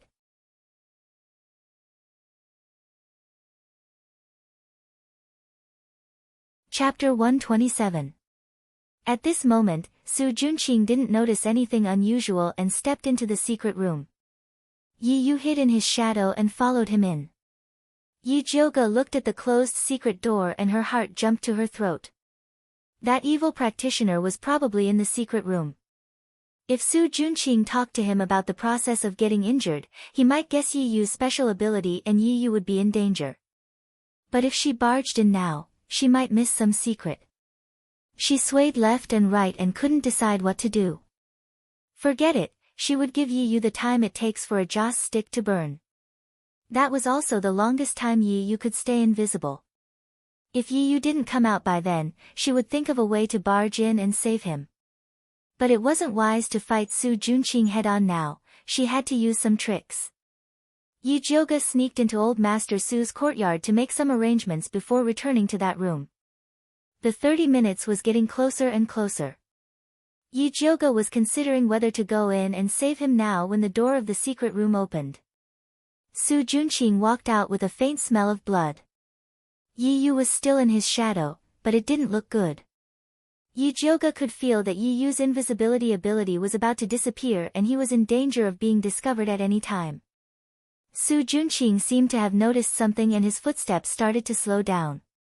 Although there was no expression on his face, his eyes showed that he was in a state of alertness. At this moment, there was a sudden commotion in the Su family. Fire, fire. Following that, a pillar of fire shot into the sky from Old Master Su's residence. It looked especially terrifying. Su Junqing's expression changed and immediately rushed towards Old Master Su's residence, fearing that the last life-saving charm of the Su family would be harmed. Yi Yu took the opportunity to escape from his shadow. Let's go. Yi Jioge jumped down from the house and rushed out of the Su family as fast as she could while holding Yi Yu's hand. Su Junqing rushed to Old Master Su's courtyard. He found that the flame was just a bluff. It was just a corner ignited by kerosene and had been extinguished by the servants. He secretly cursed and immediately returned to that remote house. He carefully checked the inside and outside of the house but didn't find anything unusual. He pondered for a moment, then took out a small porcelain bottle, opened it, and blew on the ground. A layer of red powder fell to the ground, revealing 2 footprints, one big and one small. It was obvious that a man and a woman had stopped here just now. Su Junqing's expression was solemn as he sprinkled the red powder on the floor of the darkroom. This time, there were 2 footprints of slightly different sizes. One after the other, it was simply a matter of time. One of them was his, the other, doubtless, lurked in his shadow. Shadow assassin. Su Junqing narrowed his eyes and muttered to himself, I didn't expect that kid Yi Yu to advance so quickly. I've underestimated him. However, this kid actually dared to come looking for trouble with me. He's courting death. Yi Yu had already seen the scene in the secret room, so he had to kill him to silence him. Also, the woman who took him away must be his accomplice. He had to find her too. After Yi Jioge brought Yi Yu away from the Su family, he originally wanted to bring him back to Purple Forest Park, but Yi Yu refused. Eldest miss, it's not convenient to go to your place. Let's go to my place. Yi Yu bought a small courtyard on the North Street, and only he lived there. It was indeed more convenient than the Yi residence. Yi Jioge and Yi Yu returned to his courtyard. You're going to die. You actually dared to sneak into the Su family. What if Su Junqing found out? Yi Jioge fiercely scolded. Su Junqing had an intimate relationship with sister Yi Yu before, so he might have already learned about the Yi family's cultivation technique from her. As long as he thought about it carefully, it would not be difficult to discover the secret of Yi Yu advancing into a shadow assassin. I'll be careful next time. Yi Yu weakly said. His face was pale, and his eyes were black as if he had been beaten. His body was on the verge of collapse, and it was obvious that his spirit had been overdrawn. Seeing him like this, Yi Jioge could not bear to continue scolding him. He took out a bottle of Peiyuan Dan and stuffed it into Yi Yu's hands, quickly eat it. After Yi Yu swallowed the Dan, he immediately felt his whole body relax, and the exhaustion he felt began to subside. He silently put the jade bottle into his clothes. The eldest Mrs. pills were all good, and he must cherish them. Seeing that Yi Yu had recovered, Yi Jioga asked, "What did you see when you followed Su Junqing into the secret room?" Yi Yu's face was solemn, and he slowly said, "I saw the corpse of that evil cultivator called Su Hansen." "Corpse? What do you mean? That evil cultivator was killed by you?" Yi Jioga raised his eyebrows and asked. "Didn't they say that the evil cultivator was an advanced spiritualist? Even if Yi Yu's sneak attack was successful, he would not have killed him." "I didn't kill him, it was Su Junqing." Yi Yu said word by word. "Su Junqing?" Yi Jioga was shocked, and he asked, "Why did he kill that Su Hansen? Weren't they together?" They were indeed together. That Su Hansen was Su Junqing's senior brother, but when Su Junqing saw that his senior brother was injured, he did not want to save him. Instead, he killed him to cultivate. Yi Yu recalled how Su Junqing sucked his blood just now, and his stomach began to churn. Who would have thought that such a handsome man would turn out to be a cruel, heartless, and insane pervert? Su Junqing killed his fellow disciple. Isn't he afraid that other disciples will find out? Yi Jioga felt that it was a little unbelievable. No matter how evil a cultivator was, he would not kill his fellow disciple like that. From the looks of it, Su Junqing is planning to push this crime onto someone else. Needless to say, this someone was naturally Wan Xiang. Su Junqing's wishful thinking is very good. Not only can he increase his cultivation, but he can also get rid of Wan Xiang, the thorn in his side. Yi Jioga had a deeper understanding of Su Junqing's shamelessness. We must not let Su Junqing succeed. Yi Yu gritted his teeth. Unfortunately, that Su Hansen is already dead, and there is no evidence now. This is really difficult. Yi Jioga shook his head. If Su Hansen's fellow disciples were here, they would definitely believe Su Junqing's words. Yi Yu was silent. He suddenly felt that him and Wan Xiang ambushing Su Hansen was simply a joke. They did not get anything out of him, and instead, they gave Su Junqing a big meal. Don't think too much, this is not your fault. Who knew that Su Junqing would be so abnormal? Yi Jioga saw that Yi Yu was depressed, so he comforted him. No matter what, Su Hansen is dead, and there is one less evil person. Yi Yu nodded his head. He could only comfort himself like this. Compared to Su Junqing, who did things in secret, Su Hansen, who had no taboo, was more lethal, and indeed could not be left alive.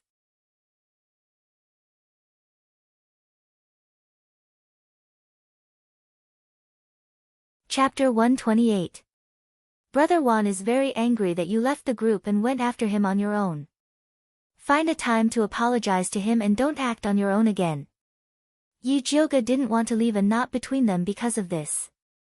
I'll go find Wan Xiang later. Yi Yu also knew that it was wrong of him to act on his own. Putting himself in Wan Xiang's shoes, if Wan Xiang went after him without saying a word, he would be worried too. Also, stay away from Su Junqing during this period of time. You can't get close to him, understand? Yi Jioga warned him seriously.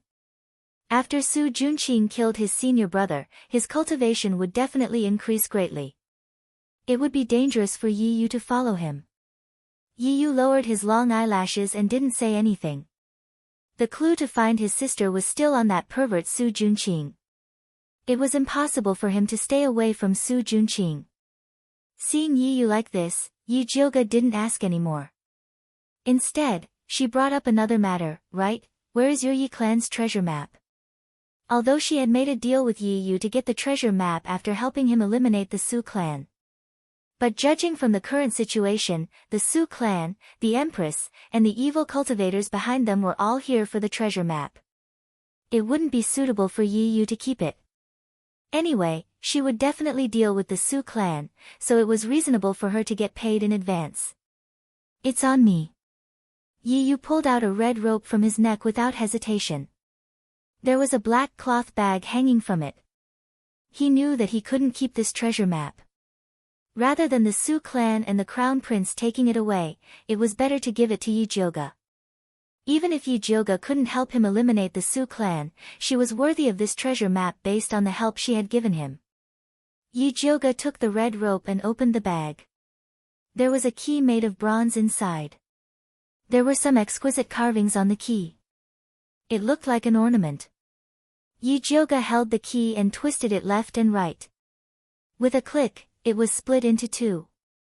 The head of the key was connected to a thin blade that shone with a cold light. The bottom was hollow, and there was a ball of silk that was as thin as a cicada's wing. Yijioga took out the silk and looked at it.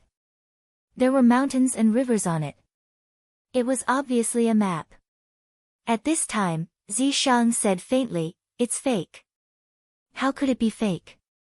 No matter how Yijioga looked at it, he felt that Yi Yu's treasure map was exactly the same as the crown prince's in terms of material, ink, and other aspects. "Do you think that I am lying to you?" Zishang's voice was somewhat cold. "You wouldn't lie to me," Yijioga immediately said. However, she did not think that Yi Yu would lie to her. It was very likely that Yi Yu did not know that this treasure map was fake. Yijioga thought as he looked up at Yi Yu. "This treasure map is fake," Yi Yu said in a low voice. "Why did you give me a fake map?" Yijioga put the fake map back into the key and threw it to Yi Yu. "Eldest miss, please don't be angry," Yi Yu picked up the copper key and said in a low voice, "The fake map inside this key is a smokescreen used by the Yi family to deceive outsiders. The real map is actually in my flesh. If it's dangerous to take it out, then forget it." Yijioga felt uncomfortable when he heard the word flesh. To her, the assassin Yi Yu was much more important than the treasure map. "It's not dangerous." Yi Yu smiled and twisted the key again. Then, he used the thin sharp blade on the head of the key to cut the inside of his arm. Then, he picked out a long strip of beeswax from his flesh and handed it to Yijioga. Yijioga did not take it. Instead, he lowered his head to look at Yi Yu's wound. "It's just a small wound. It's not a big deal." Yijioga's cutting speed was very fast and precise, so there was not much blood. Only then did Yijioga accept the beeswax. After crushing it, he took out the silk inside. This time, Zishang did not say anything. It seemed that this was the real deal. In fact, this map was very similar to the fake one from before. The only difference was that the silk used was not the same. The fake map was slightly darker in color, but it was hard to tell if they were not placed side by side. Actually, our Yi family has a total of 2 copies of the treasure map. One is with me and the other is with my sister.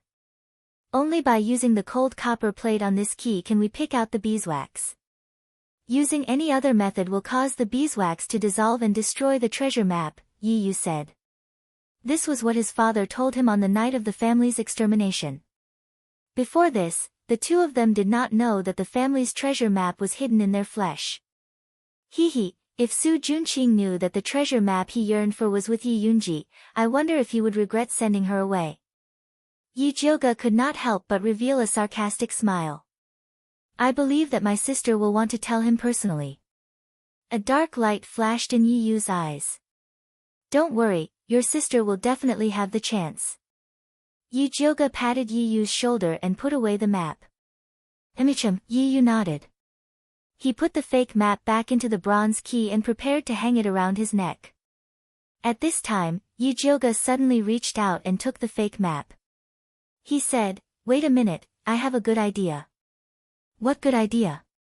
Yi Yu asked. "Later, bring this fake map to Wan Xiang and tell him that it was taken from the heretic cultivator Su Hansen. Then, have him offer it to the emperor." Yijioga moved closer to Yi Yu's ear and instructed. Yi Yu's eyes immediately lit up when he heard Yijioga's words. Using Xian Wu Emperor to deal with the heretic cultivator was a good idea. "Remember what I said.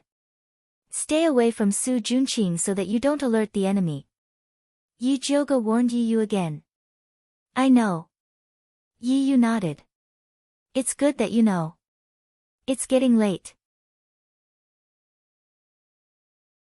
I'll go back first. You rest well before you go find Wan Ziang. Yi Jioga said as he stood up. Eldest miss, be careful on the road. Yi Yu wanted to send Yi Jioga back but was refused. I have hands and feet.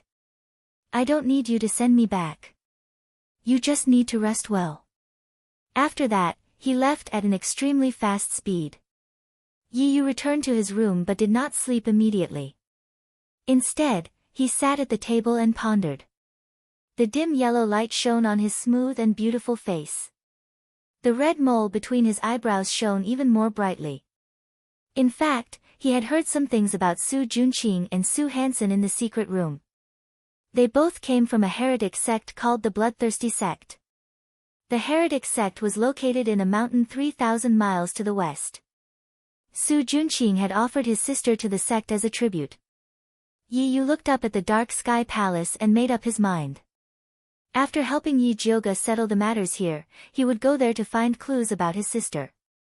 At this time, in the Blood Cloud Peak, 3,000 miles away from Shangjing, there was a gloomy cave filled with small black lamps. There was no oil in the small lamps. Dark red candlelight floated on the lamps. At this time, a small lamp suddenly went out. The name under the lamp was Su Hansen.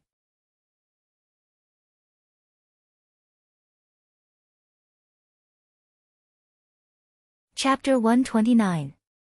Madhurf *Ker, even old Su died.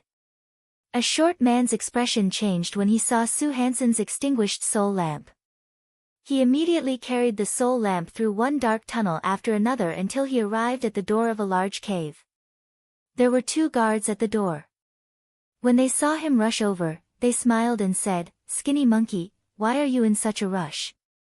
"Not good, old Su's soul lamp extinguished," Skinny monkey said anxiously. The 2 guards glanced at each other, their expressions somewhat solemn. One of the guards said to Skinny monkey, "Wait here, I'll go in and report to the ancestor." "Okay." Skinny monkey obediently waited where he was. A moment later, the guard came out and let Skinny monkey in. Skinny monkey tidied up his clothes and walked into the ancestor's cave with the soul lamp. The cave was extremely luxurious. There was a red carpet on the floor, and it was filled with good wine and delicacies. Night pearls hung from the ceiling. There was a large, soft couch at the top, and a beautiful woman wearing a red veil was lying on it. A skinny old man was lying on top of her, burying his head in the woman's neck and greedily sucking her blood. Skinny monkey smelled the blood with spirit energy and couldn't help but gulp. He raised his head and peeked at the veiled woman. Her skin was as white as jade, and her facial features were exquisite. Her long eyelashes were like little fans, and there was a red beauty mark between her eyebrows. After the black-clothed old man sucked enough blood, he got up from the woman and looked at Skinny monkey.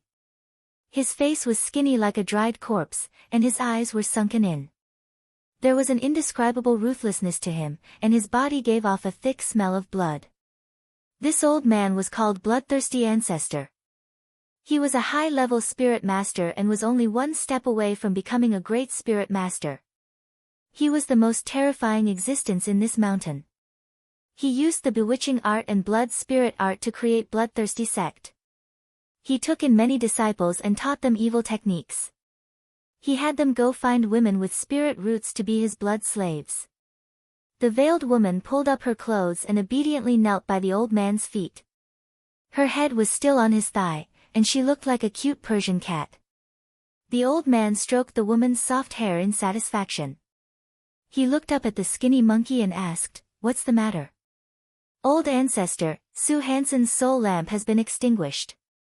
Skinny monkey stepped forward and respectfully placed the soul lamp on the table in front of the old ancestor. Forefather Bloodthirsty picked up the soul lamp and glanced at it. His wizened face beamed a sinister smile as he said coldly, "Shangjing is really a place with crouching tigers and hidden dragons. 2 of my disciples died." Bloodthirsty's forefather put down the soul lamp and asked, "What did Su Junqing say?" Ancestor, Su Junqing has sent a letter saying that a few spiritualists from the Ministry of Justice have discovered that he is collecting young girls. They have been pestering him and saying that Yun Tianwei's granddaughter, Yi Jioga, is always opposing him. Thus, he wants to ask Ancestor to send a few disciples with high cultivation to support him. The thin monkey-like person respectfully said. He can't even deal with a few spiritualists. Su Junqing is really trash. Bloodthirsty's forefather sneered. Ancestor is right. However, Su Junqing is cultivating alone and can't receive guidance from Ancestor, so his cultivation is naturally lacking. Ancestor, please forgive him this time for the sake of his filial piety. After all, his status in the Su family is quite beneficial to our bloodthirsty sect. The thin monkey-like person flattered. Although the spiritual ladies that Su Junqing sent back were all enjoyed by the forefather, the taste of the other girls was not bad. Speaking of Su Junqing's filial piety, Bloodthirsty's forefather couldn't help but look down at the veiled beauty with a satisfied expression. He then ordered, "All right, call Lu Yunfei over." Ancestor, you want to send senior sister Lu Yunfei out? The thin monkey-like person was shocked. Although that woman's cultivation was the same as his, an advanced spiritualist, she was not someone to be trifled with. Most of the people in Bloodthirsty sect were men, so they usually used women's blood to cultivate. Women with spiritual roots were their favorite. For a woman like Lu Yunfei to be able to gain a foothold in Bloodthirsty sect, it went without saying how powerful she was. That's right. Didn't Su Junqing want to find someone with a high cultivation? There is no one more suitable than Lu Yunfei. Bloodthirsty's forefather waved his hand and said, "Go quickly." Yes. The thin monkey-like person quickly retreated. Not long after, a girl wearing a pink dress walked in. She looked to be around 16 years old and had a cute appearance. When she smiled, there were 2 dimples on her face. When she walked, she bounced up and down like an innocent girl. What orders does Ancestor have for Lu Yunfei? Lu Yunfei blinked her big eyes and asked Bloodthirsty's forefather. Su Hansen and Nanny Su's soul lamps are extinguished. Go to Shangjing and refine the people who killed them. Then, help Su Junqing finish the task I gave him. Also, bring back that girl called Yi Jioga. She is Yun Tianwei's granddaughter. She must taste good. Bloodthirsty's forefather revealed a gloomy expression. He couldn't help but rub the veiled woman's hair a little harder. Meow. The veiled woman suddenly let out a meow. Then, she hit Bloodthirsty's forefather unhappily and turned her head away. Little treasure, it's my fault. I was too engrossed in my thoughts and accidentally hurt my little treasure. Bloodthirsty's forefather wasn't angry when she hit him. Instead, he smiled and coaxed the veiled woman. The veiled woman slowly turned around and rested her head on Bloodthirsty's forefather's thigh. Her watery eyes met Lu Yunfei's. Lu Yunfei looked at the red mole between the veiled woman's eyebrows. She suddenly pointed at her and said to Bloodthirsty's forefather, "Forefather, after I bring back that Yi Jioga, can you give her to me?" "You want her?" Bloodthirsty's forefather asked curiously. "Yes, I like her face and that red mole. I want to peel off her skin for my collection." Lu Yunfei revealed an innocent smile. "You just like to collect the skin of beauties." Bloodthirsty's forefather smiled lovingly. Then, he nodded and said, "When you finish your mission and come back, I should have sucked dry her spirit blood. Then, you can have her." "No, if you suck dry her spirit blood, she'll become trash." "Why would I need to peel her skin?" Lu Yunfei pouted and moved her feet. She looked like she didn't want to wear anything. Okay. I won't suck anymore. You can have it all." Bloodthirsty's forefather was very lenient to his capable subordinates. "Okay, then it's settled." Lu Yunfei bowed slightly and winked at the veiled beauty. She smiled and said, "Be good and wait for me to come back." The veiled woman didn't react from beginning to end. It was as if she didn't understand what they were saying. Her misty eyes didn't have any light at all. Lu Yunfei didn't care. She waved at the veiled woman and skipped out of the room. She looked in the direction of Thunder Country and revealed a bloodthirsty smile. She said darkly, "Yi Jioga, right? I want to see what you can do." Then, her figure flashed and disappeared.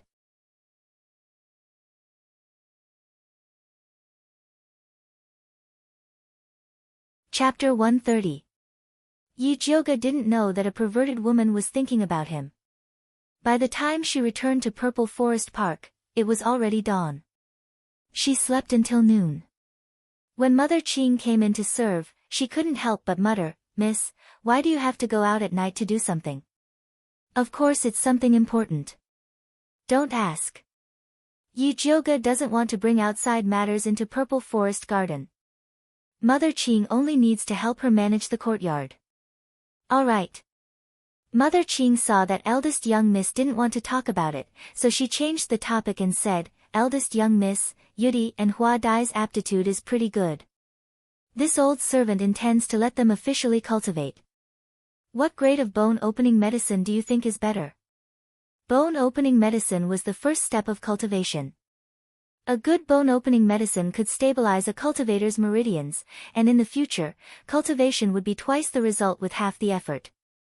However, good bone-opening medicines were not cheap. Normally, it would be good if a large family could buy a set of middle-grade medicine to nurture their own subordinates.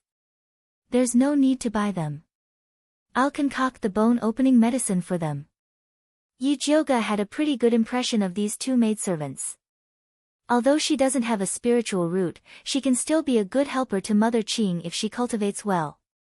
After all, Mama Qing was old, and Yi Jioga wanted her to enjoy her old age in peace. "Then this old servant will thank you on behalf of the two young maidservants," Mother Qing said with a smile. In her heart, eldest young miss was an even better alchemist than master. To be able to have the eldest miss personally concoct the bone-opening medicine, it was truly a great fortune. "Call Hua Dai and Yu Dai in. I'll check their bones first." Yi Jioga had to examine them properly before he could concoct the bone-opening medicine. "Yes, this old servant will go and call them in." Mother Qing happily went out and called Hua Dai and Yu Dai in. When the two maidservants found out that the eldest young miss was going to personally concoct the bone-opening medicine for them, their faces were filled with unconcealable excitement. Yi Jioga helped them to check and he knew what was going on. In fact, the materials needed for the bone-opening medicine were very simple. They were all medicinal herbs used to temper the muscles and bones. The difference was in the dosage and the combination of certain medicinal herbs. For example, Hua Dai had a small frame but a lot of muscles. The amount of atractylodes macrocephala needed was relatively small, and some peony skin was also needed to increase bone density. The jade butterfly was the exact opposite of the flower butterfly. It had a large frame and less muscles. He needed to increase the dosage of atractylodes macrocephala and add some green bamboo leaves to strengthen his muscles.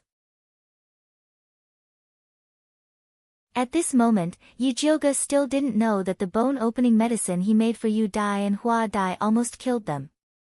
With an idea in her mind, she quickly wrote 2 prescriptions for Mother Qing and asked her to pick up the medicine.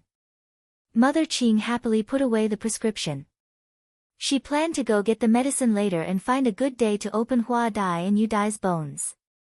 Yi Jioga was still thinking about what he had discussed with Yi Yu last night, so he quietly went to Yi Yu's courtyard. However, he found that Yi Yu was not there. Instead, Wan Xiang and Bai Songling were there. "Are you here for Yi Yu, young mistress?" Bai Songling asked. "Yeah, where did he go?" Yi Jioga asked curiously. "I don't know. We're waiting for him too." Bai Songling rolled his eyes and asked Yi Jioga with a smile, "Did you know that Yi Yu brought a treasure map to us last night?"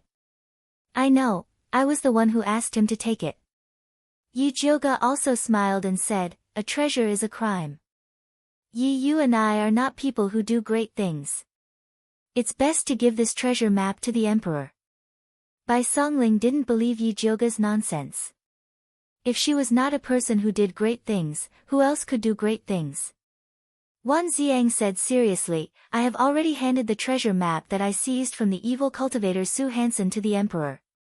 The emperor should be very excited. Yi Jioge said clearly.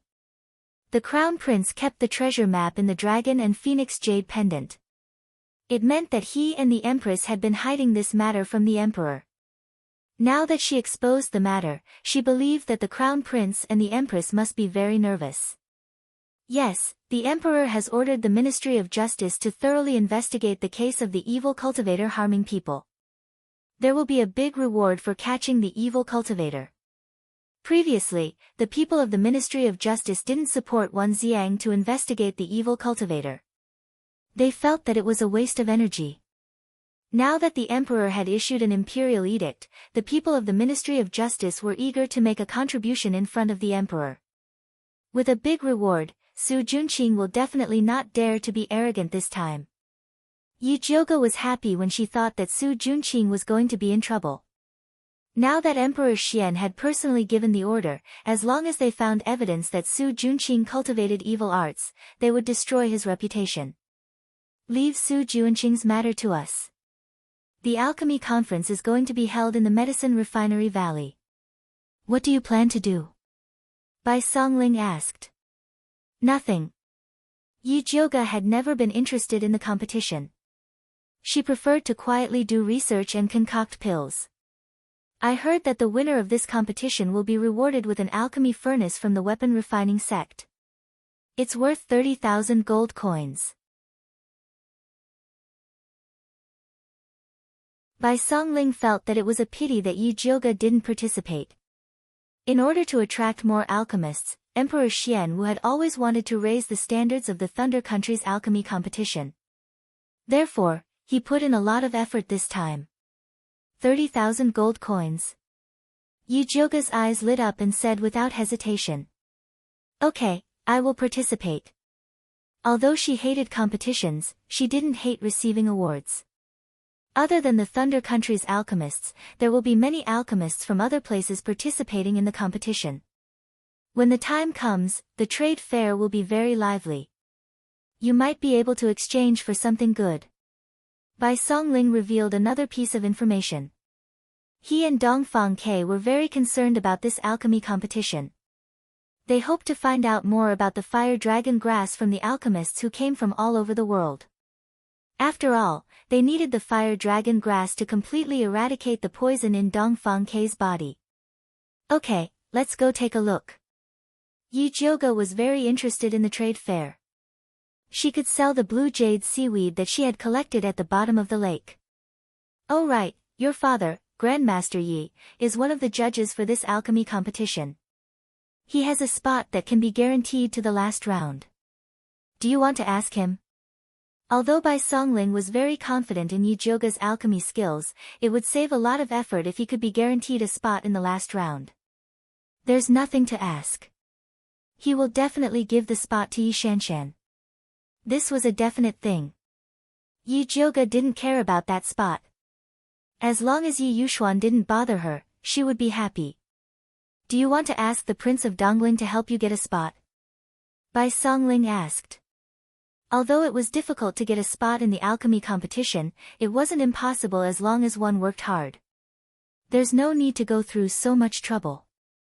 I'll just kill my way in. Yi Jioge waved her hand. If she couldn't even pass the first few rounds, how could she bring the 30,000 gold cauldron home?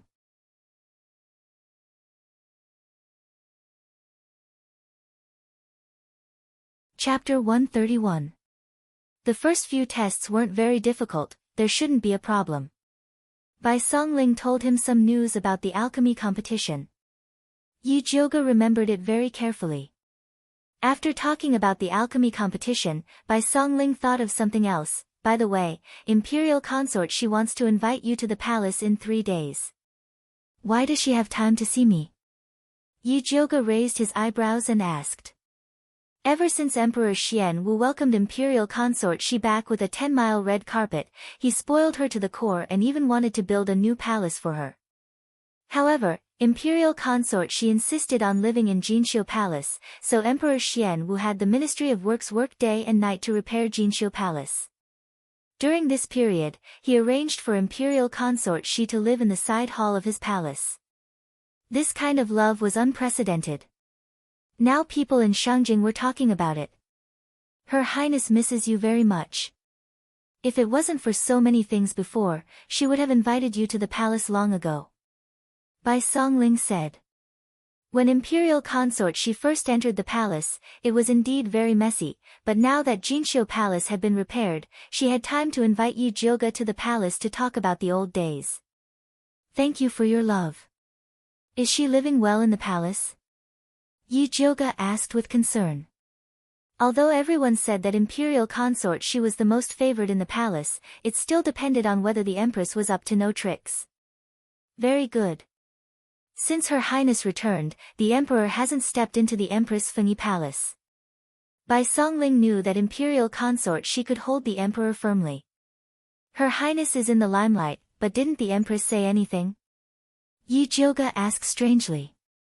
This wasn't in line with that vicious woman's usual behavior. Why not? The second day after her return, the empress poisoned her. Fortunately, she discovered it in time. Not only did the empress's scheme fail, but she was also defeated by her. Bai Songling looked at Yi Jioge gratefully. If she hadn't discovered the effect of the poisonous earth dragon, imperial consort Shi probably wouldn't have escaped the empress's hands. Oh, how did she defeat the empress? Yi Jioge asked with interest. Ask her after you enter the palace. Bai Songling smiled mysteriously. She believed that the empress would want to tell Yi Jioge this good news personally. All right. Yi Jioge knew that Bai Songling was tight-lipped. He would never ask about things that he didn't want to say. Wan Ziang quietly listened to their conversation. Suddenly, his expression changed. He waved his hand toward the left corner and shot out a red spirit light. He shouted, "Who is it?" "I should be the one asking who you are," Yi Yu said in an annoyed tone as he revealed himself. These fellows had occupied his courtyard and even wanted to kill him. Was there any justice in this world? Where did you go? Yi Jioge saw that Yi Yu was still wearing night clothes and couldn't help but frown as he asked, "You couldn't have gone to find Su Junqing, right?" "I didn't go to the Su family. I just went to the Crown Prince's residence to see if he colluded with Su Junqing recently," Yi Yu said. The Crown Prince rarely stayed in the Eastern Palace. He usually stayed in the Crown Prince's manor outside. "What did you discover?" Yi Jioge asked. "The Crown Prince is in charge of the alchemy competition this time. He has been very close to Yi Shanshan recently. If you participate in the alchemy competition, you have to be careful of those two." When Yi Yu came in, he heard Yi Jioge talking about the alchemy competition. "Even if I don't participate in the alchemy competition, I will still be careful of those two. If the Crown Prince dared to make a move, Yi Jioge would definitely make him lose a mouthful of teeth." Yi Yu also knew Yi Jioge's ability, so he didn't say anything more. He looked at Wan Ziang and Bai Songling. "Why did you come to find me?" "I originally wanted to ask you about the treasure map, but there's no need for that now." Yi Jioge had already told Wan Ziang what he wanted to know. He was still worried about the Ministry of Justice, so he pulled Bai Songling to leave. Before leaving, Bai Songling repeatedly reminded Yi Jioge not to forget to go to the palace to see imperial consort Shi. Yi Jioge said that he would definitely go to the palace on time. After Wan Ziang and Bai Songling left, Yi Yu said to Yi Jioge, "According to my investigation, the alchemy competition has always been held in Shangjing. This time, it has been held in the Medicine Refining Valley. Furthermore, the Crown Prince volunteered to do it. I always feel that it's strange." "It is indeed a bit strange." Yi Jioge frowned slightly. The Crown Prince had always thought highly of himself and had never personally arranged such things. "Keep an eye on the Crown Prince. If there are any abnormalities, report to me immediately." In any case, the danger of keeping an eye on the Crown Prince was much lower than that of keeping an eye on Su Junqing. "All right." Yi Yu nodded. After sending Yi Jioge off, he snuck into the Crown Prince's residence. At this time, the crown prince was in the Fengyi palace reporting to the empress about the preparations for the alchemy competition. Mother, everything in the medicine refining valley has been prepared. We just need to wait for the alchemy competition to start, the crown prince respectfully replied. He had been busy with this matter during this period of time. He had only hurried back when he heard that Dongfang Ke, that bastard, had actually recovered from his injuries. Those court officials who had once wanted to support Dongfang Ke were beginning to stir. If it wasn't for his mother telling him that Dongfang Ke had been poisoned by the Spider King's poison and that there was no cure, he really wouldn't have been able to sit still. The empress was wearing a long robe embroidered with phoenix feathers and sat upright on the phoenix throne. Her usually dignified and virtuous face was completely gloomy, as if she hadn't heard the crown prince's words. The crown prince stealthily glanced at the empress. After thinking for a moment, he cautiously asked, "Could it be that mother is angry on behalf of noble consort Shi?" Is that slut worth this consort's anger?" The empress's thin eyebrows jumped, her killing intent overflowing. "Mother is right. She's just a slut. So what if she has temporarily obtained imperial father's favor? As long as mother uses a few methods, you will definitely be able to make her die without a burial." The crown prince tried to curry favor with the empress. In these past years, there had been too many women who had mysteriously died in the palace. Even Dongfang Ke had not been able to escape his mother's poison. Thus, he was very confident in his mother. Unfortunately, no matter how he asked, his mother was unwilling to tell him just where she had gotten those mysterious poisons from. The crown prince felt that it was a bit of a pity. If he could also grasp the source of these poisons, then it would be easy to take care of those people he didn't like in the future. "Shut up." The empress suddenly slammed the table, the anger on her face deepening.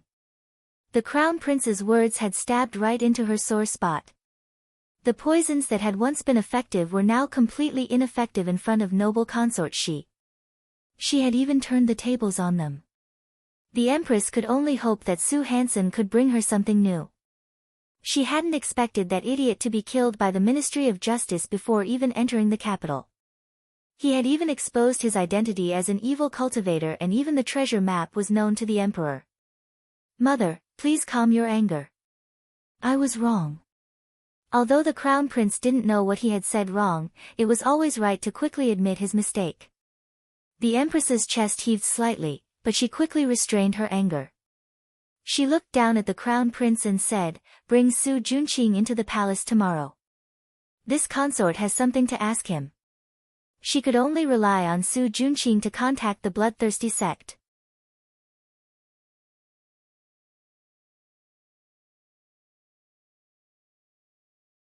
Chapter 132. "Mother, if you have anything to say, just let me convey it. Why do you have to see that despicable person?" The crown prince hated Su Junqing to the core. "Don't make me say the same thing twice." The empress's tone was cold and her sharp eyes were frightening. The crown prince's heart skipped a beat. He quickly cupped his hands and said, "I don't dare." "All right, you may leave." The empress waved her hand impatiently. She had been hiding her relationship with the bloodthirsty sect from the crown prince because she didn't want him to get involved.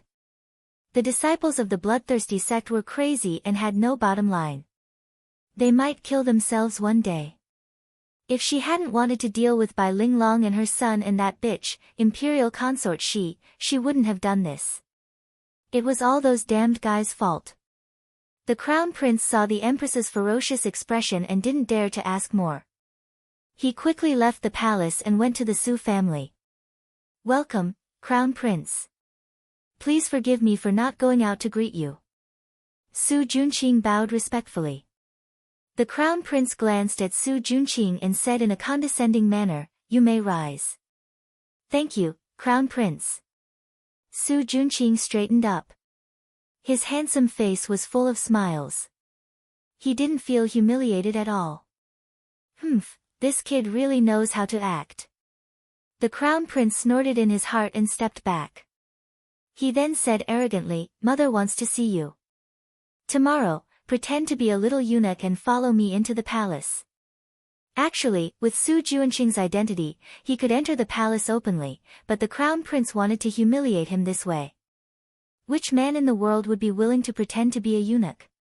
Su Juanqing's eyes flashed coldly, but he quickly concealed it. He continued to ask respectfully, "May I ask why the empress summoned me into the palace?" "Enter the palace when I tell you to."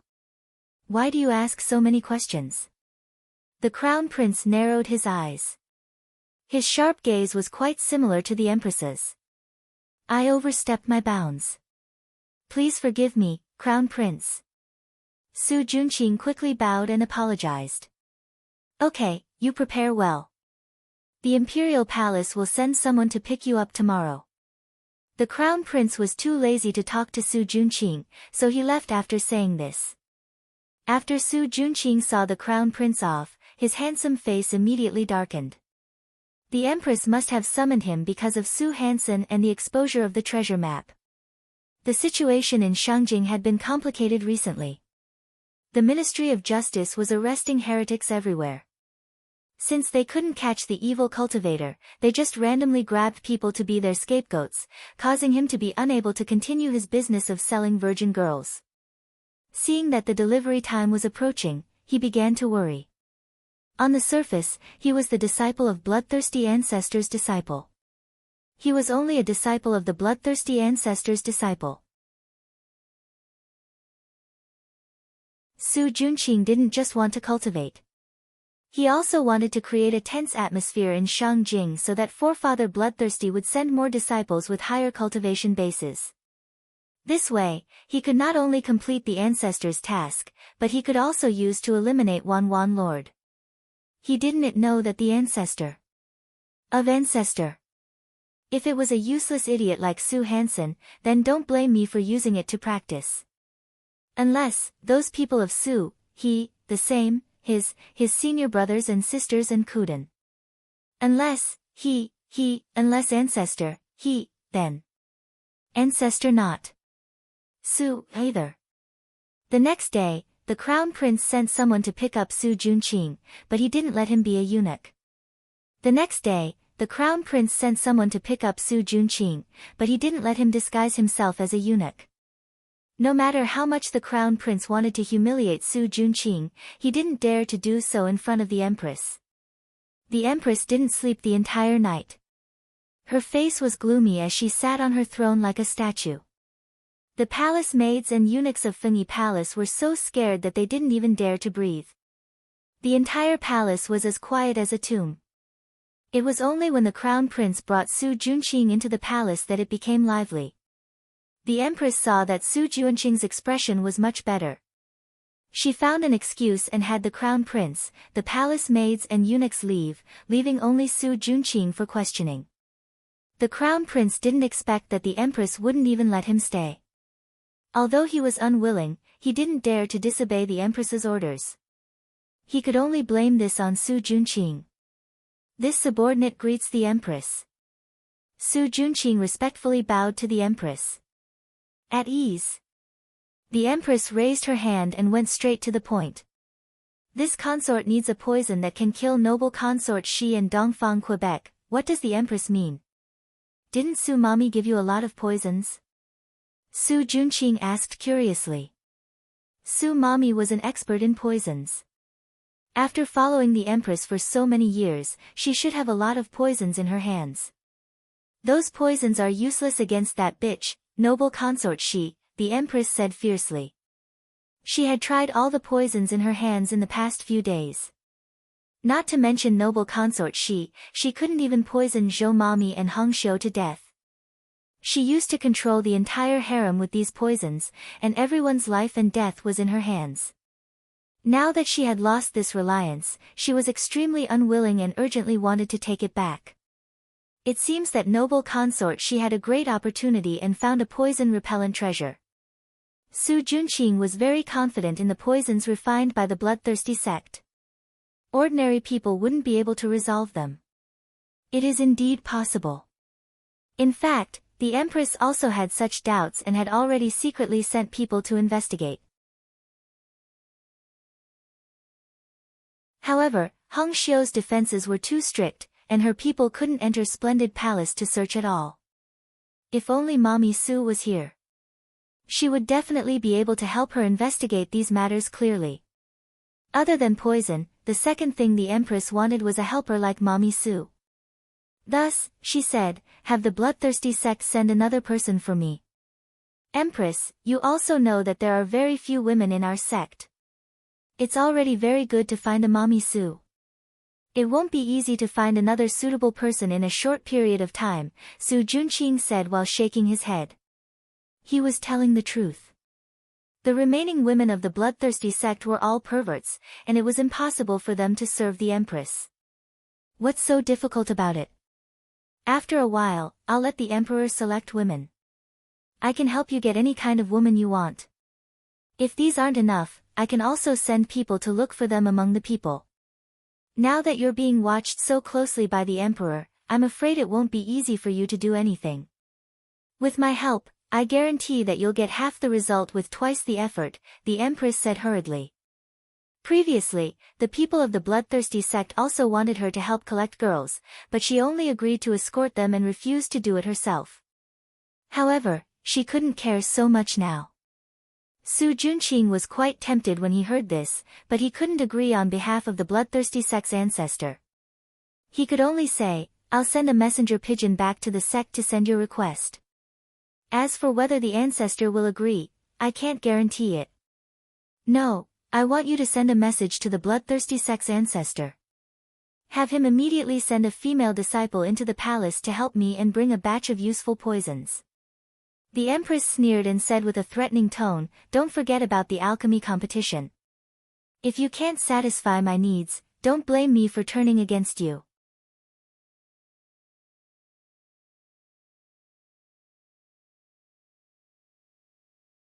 Chapter 133.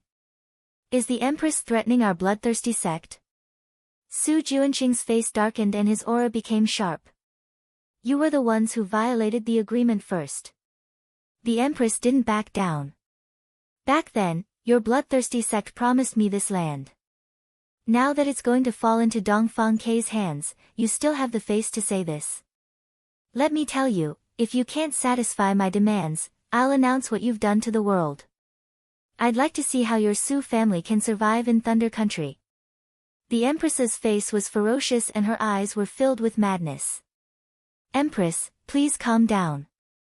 Su Junqing cupped his hands and hid the killing intent in his eyes.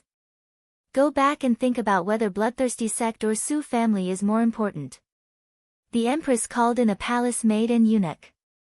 After Su Junqing left the palace with an old eunuch, he slowly relaxed his clenched fists. The Empress had gone crazy. She didn't consider how dangerous it would be for noble consort Shi to act now and Dongfang K to drag the Su family down. It seemed like she couldn't keep this chess piece anymore. She had to think of a way to get rid of the Empress and Crown Prince. Su Junqing was about to get on the Su family's carriage when he suddenly saw a luxurious carriage used by the palace stop. Then, a beautiful woman wearing a light green dress with clouds and butterflies and her hair was combed into a flying fairy bun walked out of the car. Her eyebrows were deep and her eyes were like peach blossoms. Her cherry lips curled up and revealed a bright smile. She was like a fairy that had fallen to the mortal world. The surrounding people couldn't help but be attracted to her. Even the guards at the palace gate stared blankly at her. Next to this beauty was an ant wearing a red palace dress. It was noble consort Shi's main palace maid, Aunt Hung Xiu. Su Junqing frowned. He heard from the crown prince that this Aunt Hung Xiu was an intermediate martial artist with water spirit root. She was very difficult to deal with and was one of noble consort Shi's most capable subordinates. He didn't expect her to serve that beauty so respectfully. Who was that beauty? Miss Yi, slow down. Aunt Hung Xiu's voice came from afar. Miss Yi, could it be Yi Zhuge? Su Junqing couldn't help but narrow his eyes. Although he heard that Yi Zhuge had recovered her appearance, he didn't think that she would be any better. He didn't expect her to be so beautiful.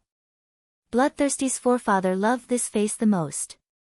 If he could help the old ancestor bring the person back, not only would he be able to get rid of a huge threat, but he would also be rewarded by the old ancestor. It was really killing two birds with one stone. Su Junqing thought as he moved towards Yi Jioge. Miss Yi, there is a fly flying towards you. Aunt Hong Xiu said sarcastically. Yi Jioge raised his head in surprise and saw a handsome young man wearing a white robe embroidered with gold edges walking towards him with a warm and friendly smile on his face. Yi Jioge couldn't help but frown. He didn't expect to meet a disgusting fellow like Su Junqing here. She didn't want to talk to Su Junqing, so she walked towards the palace gate without looking sideways. She didn't expect Su Junqing to block her path. He smiled and said, "Little sister Jioge, how come you have time to enter the palace today?" When Yi Jioge heard this form of address, his scalp went numb and he almost vomited.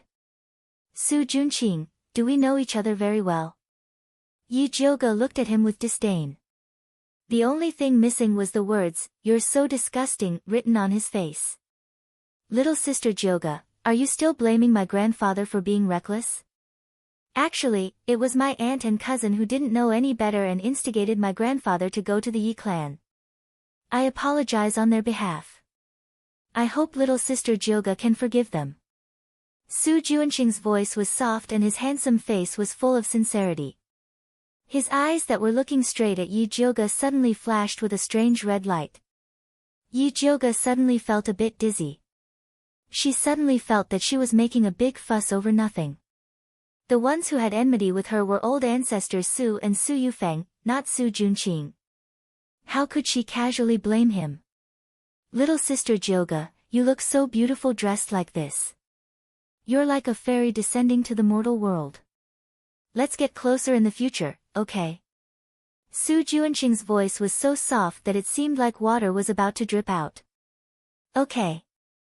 Yi Jioge replied in a daze. Su Junqing still wanted to say something, but Aunt Hong Xiu had already noticed that something was wrong. She hurriedly said to Yi Jioge, "Eldest miss, noble consort, she is still waiting for you. You must not miss the time to enter the palace." That's right. Yi Jioge finally sobered up a bit. Since that's the case, then little sister Jioge should enter the palace first. We'll talk when we have time. Su Junqing felt that it was a bit of a pity. If they met somewhere else, he could spend more time consolidating the effects of the bewitching technique. Okay. Yi Jioge reluctantly smiled at Su Junqing before walking into the palace with Aunt Hong Xiu. Eldest miss, when did you become so good with young Master Su? Aunt Hong Xiu pulled Yi Jioge to a corner and asked as soon as they entered the palace. No, I just feel that he's not bad. He's not the same type of person as Su Yufeng. I misunderstood him in the past. Yi Jioge said disapprovingly. His surname is Su. How could he not be the same type of person as Su Yufeng? Didn't you hate him before? Why did you suddenly change?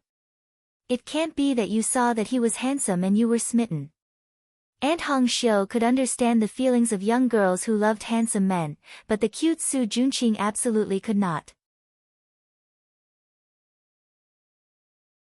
What are you thinking? If I'm a man who loves handsome men, then I should love Zishang. Thinking of this, Yi Jioge also felt that something was wrong. Su Junqing, this pervert, kidnapped Yi Rui, betrayed Yi Yunji, and even used the blood of virgins to practice.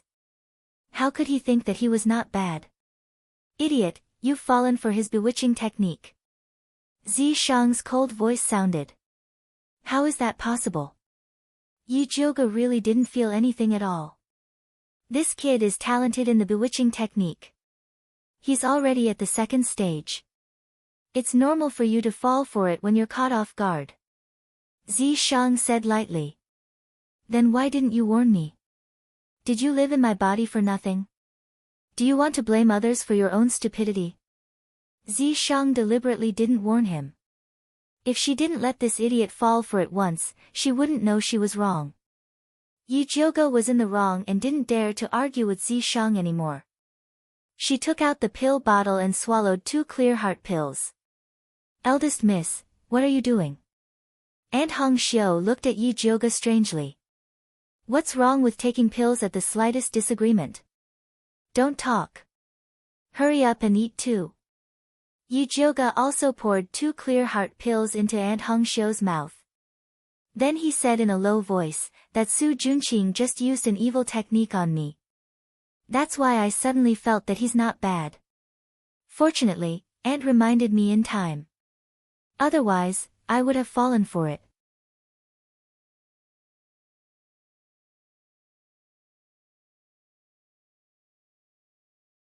Chapter 134. I see. Eldest Miss, you have to be more careful in the future. Aunt Hong Xiu was terrified when she thought of the little girls in the capital who would die for Su Junqing. She didn't want Yi Jioga to become one of them. It's fine. I'll just take the medicine in advance when I see him in the future. Yi Jioga shook the jade bottle in his hand. As a spirit alchemist, he had a lot of pills. That's good. Aunt Hong Xiu was very confident in Yi Jioga's alchemy skills. Let's go. Don't let Her Highness wait for too long. When Yi Jioga and Aunt Hong Xiu arrived at Splendid Palace, she thought they had come to the wrong place. The last time she entered the palace, Splendid Palace still looked old and defeated. Now, it was magnificent.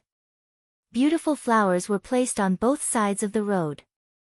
There was even a peach blossom forest that wasn't there before. As expected of the 6 palaces, Nanny Zhou was waiting at the door. When she saw Yi Jioga from afar, she greeted him with a smile. Eldest Miss, you're finally here. Her Highness was talking about you. Nanny Zhou, long time no see. Yi Jioga smiled at Nanny Zhou and walked into the gorgeous Splendid Palace with her. Imperial consort, she was wearing a rust-red bright gold crab claw chrysanthemum palace dress. In the middle of her high bun was a phoenix spreading its wings. It was inlaid with jade and 7 jewels. On the side was a golden phoenix holding a pearl and a golden wing hairpin. She was peerless and dignified, showing the majesty of a beloved consort. Jioga is here. Imperial consort, she smiled and stood up. She personally came over to hold Yi Jioga's hand. Her sharp aura had completely disappeared. She was as intimate as when they were in the Dongling Wangfu. Her Highness, Eldest Miss also brought you a gift. Aunt Hong Xiu put the mahogany box she had been holding on the table. Why did you bring something when you came? Aren't you alienating me? Imperial consort, she was annoyed. It's not anything expensive. It's just some henna and fragrance powder I made myself. Yi Jioga opened the mahogany box and took out the white porcelain bowl inside. Jioga really understands me. I don't dare to use the things in the palace. I was just worrying about where to buy them. Imperial consort, she said in surprise. Her Highness, see if you like it. Yi Jioga opened all the bottles. Noble consort, she's skin was very white, and 2 bright colors would make her look vulgar. Therefore, she made a set of all kinds of fresh and natural colors, from light to dark, and let noble consort she choose freely. First Miss is really considerate. I have never seen such a beautiful nail flower. Nanny Zhou praised sincerely. It is indeed beautiful. I like it very much. After looking at them one by one, noble consort she chose the lightest pink and couldn't wait to let Nanny Zhou dye it for her. This color really complemented her fingers, making them look even more white and tender. Oh right. Your Highness, I heard from Big Brother Bai that you were poisoned by the Empress as soon as you returned to the palace. May I know what happened? Not only did I humiliate that evil woman, but I also cut off her arm. Imperial consort, she proudly recounted what happened. It turned out that on the 2nd day after she returned to the palace, the emperor held a banquet in the inner palace to welcome her. She had been eating well before, but she suddenly felt nauseous and wanted to vomit. After careful investigation, she found that there was something wrong with the wine. Speaking of this, Imperial consort, she suddenly revealed a mysterious smile and asked Yi Jioga, do you know what I did with the poisoned wine in the end? Yi Jioga thought for a moment and guessed, you poured the poisoned wine away. No, guess again. Imperial consort. She shook her head. Yijioga guessed a few times but didn't get it right, so he said helplessly, Your Highness, don't keep me in suspense. Only then did Imperial consort she slowly say, I gave the poisoned wine to someone else to drink. Gave it to someone else? Yijioga froze and looked at Nanny Zhou. Was she asking her to block the bar? Speaking of which, the situation that day really scared this old servant to death. Nanny Zhou sighed and looked at Imperial consort. Your Highness, you are too bold. You actually gave the poisoned wine to the Emperor to drink. What? Gave the Emperor the poisoned wine to drink? Yijioga looked at Imperial consort in shock. For a moment, he wondered if Imperial consort was crazy. I'm not crazy. Imperial consort smiled and said, I wasn't the one who poisoned him. If anything happens to the Emperor, it's naturally the one who poisoned him. When the palace maid who poisoned him saw that Imperial consort actually gave the poisoned wine to the Emperor to drink, she was so scared that she immediately broke the wine pot. Imperial consort provoked a few words from the side, and the Emperor angrily interrogated all the people in charge of the banquet. Although those people didn't expose the Empress, the head eunuch who had been in charge of the Imperial kitchen for many years was beheaded. Imperial consort took the opportunity to place her own people there. The Empress suffered a big loss, but she couldn't say anything. She almost died of anger. Your Highness is amazing. Yijioga said with admiration. When this woman became ruthless, she was really willing to do anything. Speaking of which, it's all thanks to the poison testing pill you gave me. Otherwise, let alone the Empress, I'm afraid I wouldn't even be able to keep my life. Imperial consort looked at Yijioga gratefully. Yes, this servant and Nanny Zhou also escaped the Empress's evil hands thanks to eldest Mississippi. The reason why Aunt Hong Xiu was so respectful to Yijioga was because of this. It's okay. If you guys eat well, I'll go back and ask Brother Bai to send a few more bottles. You can give it to whoever you want, but you must watch them eat it. Don't let this pill fall into the Empress's hands. Otherwise, it will be troublesome. Yijioga said cautiously. Those poison testing pills contained live poisonous earthworms. As long as you pinched it, you would know the truth. Don't worry, other than Nanny Zhou and Hong Xiu, I won't give it to anyone else. Imperial consort smiled faintly. This poison testing pill was her life-saving item. Only Nanny Zhou and Aunt Hong Xiu, who had followed her for most of her life, were qualified to use it. Your Highness, when we entered the palace, we met Su Junqing at the entrance. Why did he enter the palace? Yijioga asked again. It's because that evil woman, the Empress, called him in. She probably wants to find him to harm us. With the poison testing pill, Imperial consort didn't put the Empress in her eyes anymore. Your Highness, it's better to be careful. That Su Junqing's evil arts are quite powerful. Even I almost fell for it just now. Yijioga said solemnly. When you see him in the future, you must take the clear heart pill in advance. Don't worry, Su Junqing won't be able to jump around for long. The Emperor is very concerned about the evil cultivator. In addition to letting the Ministry of Justice handle it, he has also sent many secret guards to investigate. Su Junqing will reveal himself sooner or later. Also, I mentioned the Empress and the Crown Prince in front of the Emperor once, and he became suspicious of them. Imperial consort smiled. She couldn't wait for the Empress and Su Junqing to get closer. When Su Junqing's identity as an evil cultivator was exposed, the Empress and the Crown Prince would die without a burial place.